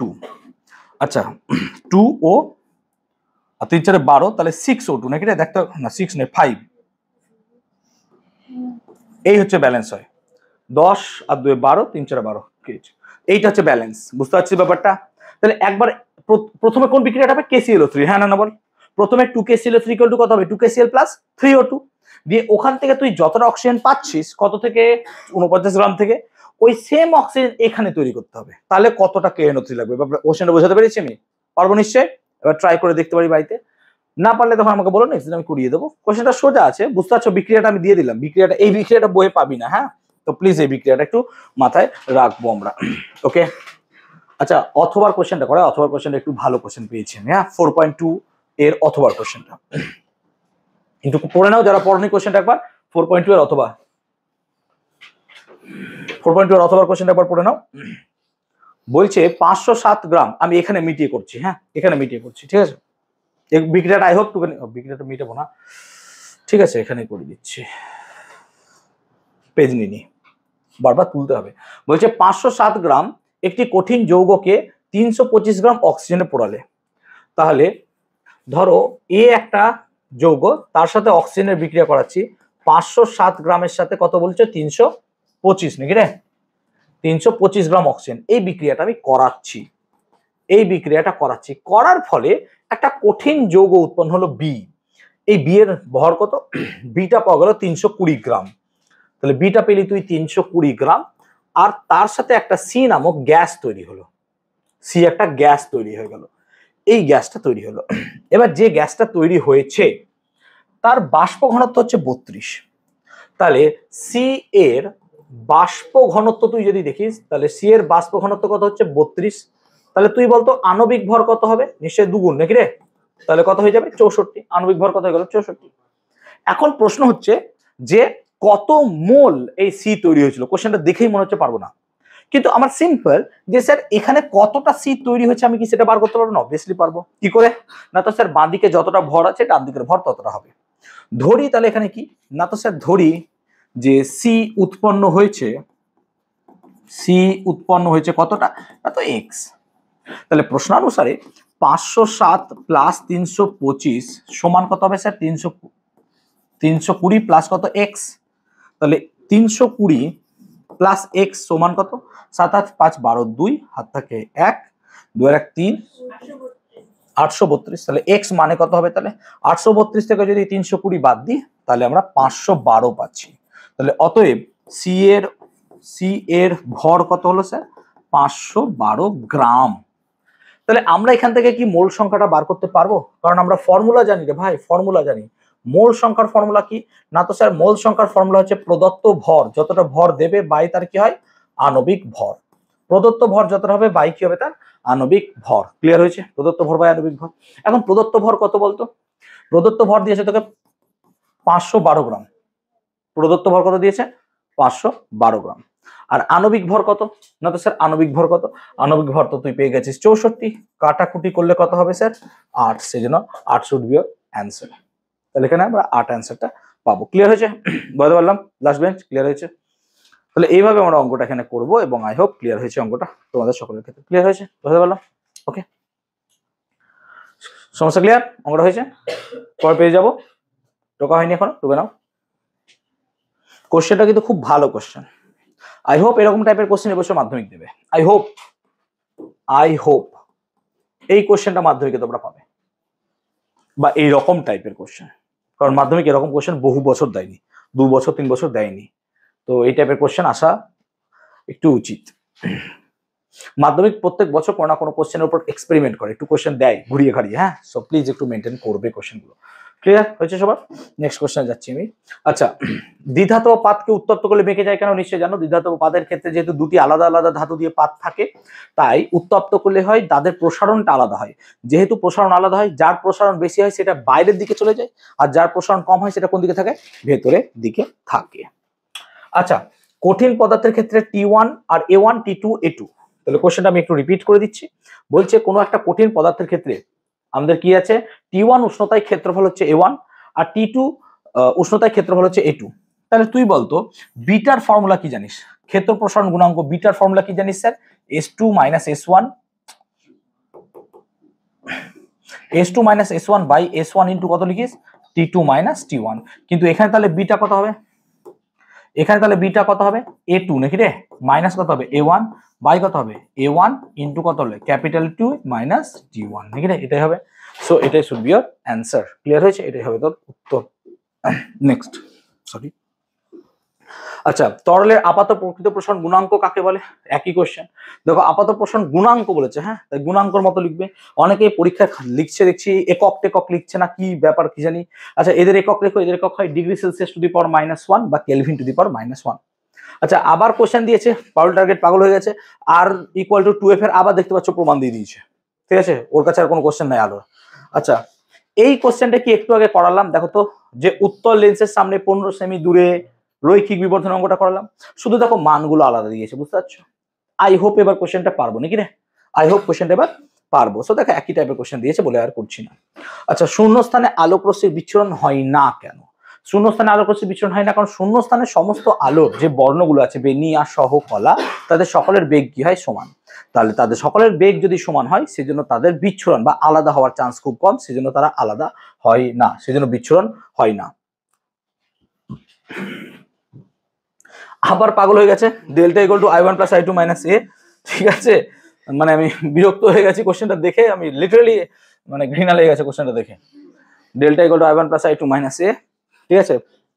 আচ্ছা, তাপ, এবার দেখো কোশ্চেন কেমন বাজে কোশ্চেন, মানে সেটগুলো এত বাজে করেছে পাউল টার্গেট এবছর, কি জানি কেন।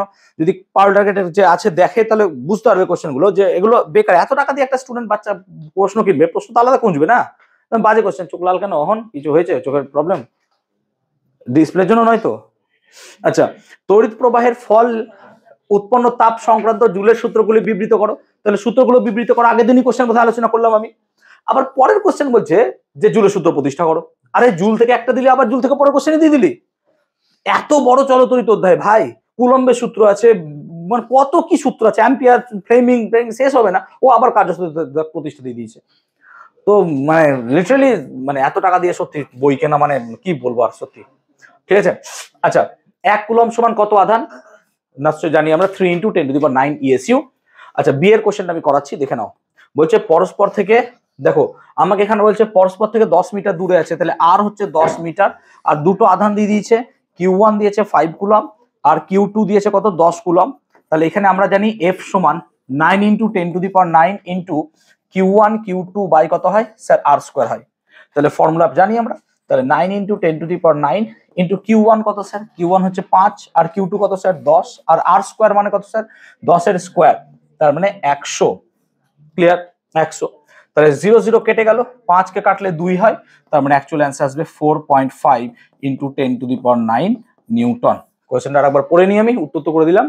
পরস্পর থেকে 10 মিটার দূরে অবস্থিত সম আয়তনের দুটি ক্ষুদ্র গোলকের আধানের পরিমাণ এত এত, এদের মধ্যে ক্রিয়াশীল বল কত? ঠিক আছে প্রশ্ন। সো এটাই তোমার অ্যান্সার হবে।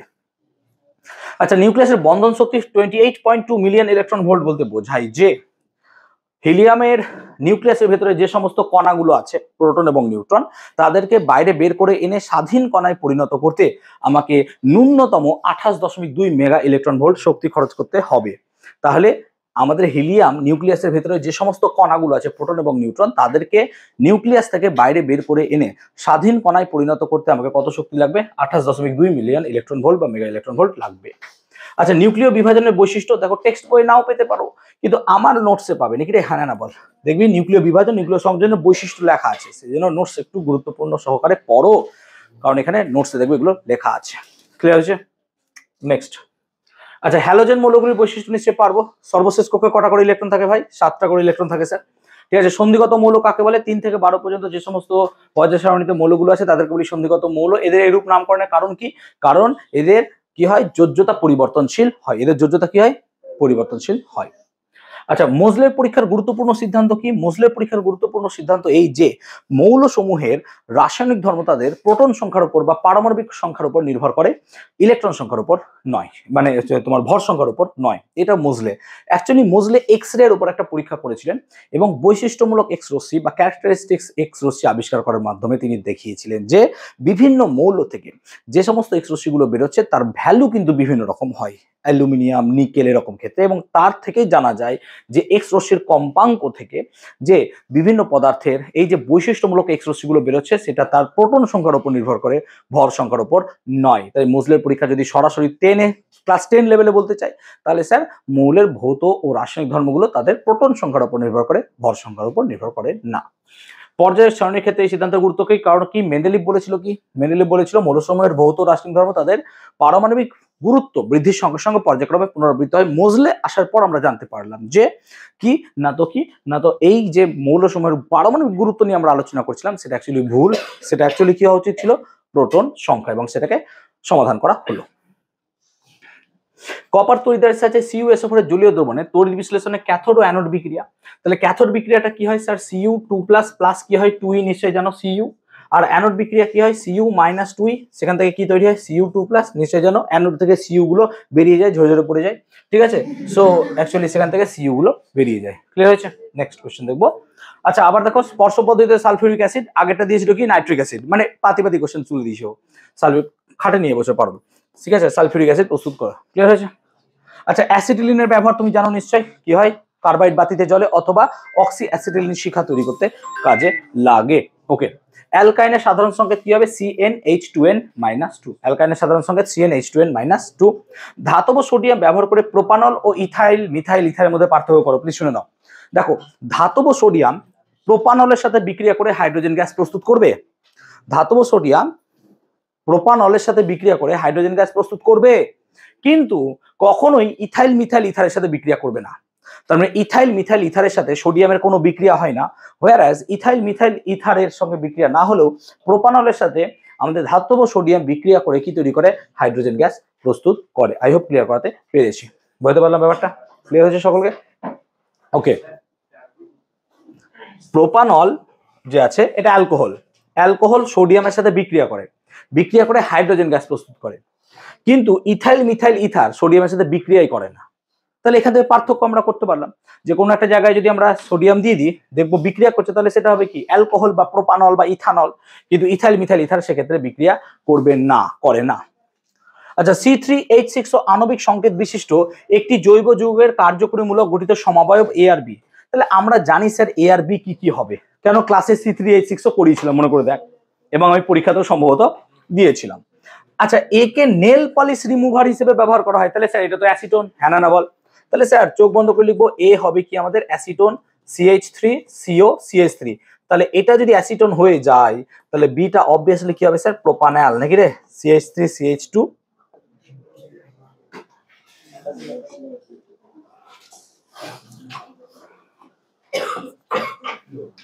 CH3 CH2 CHO C3H6O, হ্যাঁ ঠিকই আছে, CHO এই বলেছেন।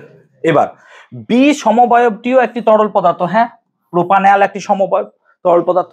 এ ও বি এর গঠন সংকেত লিখে দিলাম। এবার বলছে বি এটা প্রোপানল এর সমগণীয় শ্রেণীর সবচেয়ে প্রথম যৌগের নাম কি হবে? মিথানল, কারণ প্রোপানের সব থেকে উপরে কি যায়? মিথান, সেজন্য methanol should be your answer. আমরা আজকে পারোল target model set 3 and 4 complete করলাম। নেক্সট দিন আমরা পরের কাজগুলো বলে দেবো। ক্লিয়ার?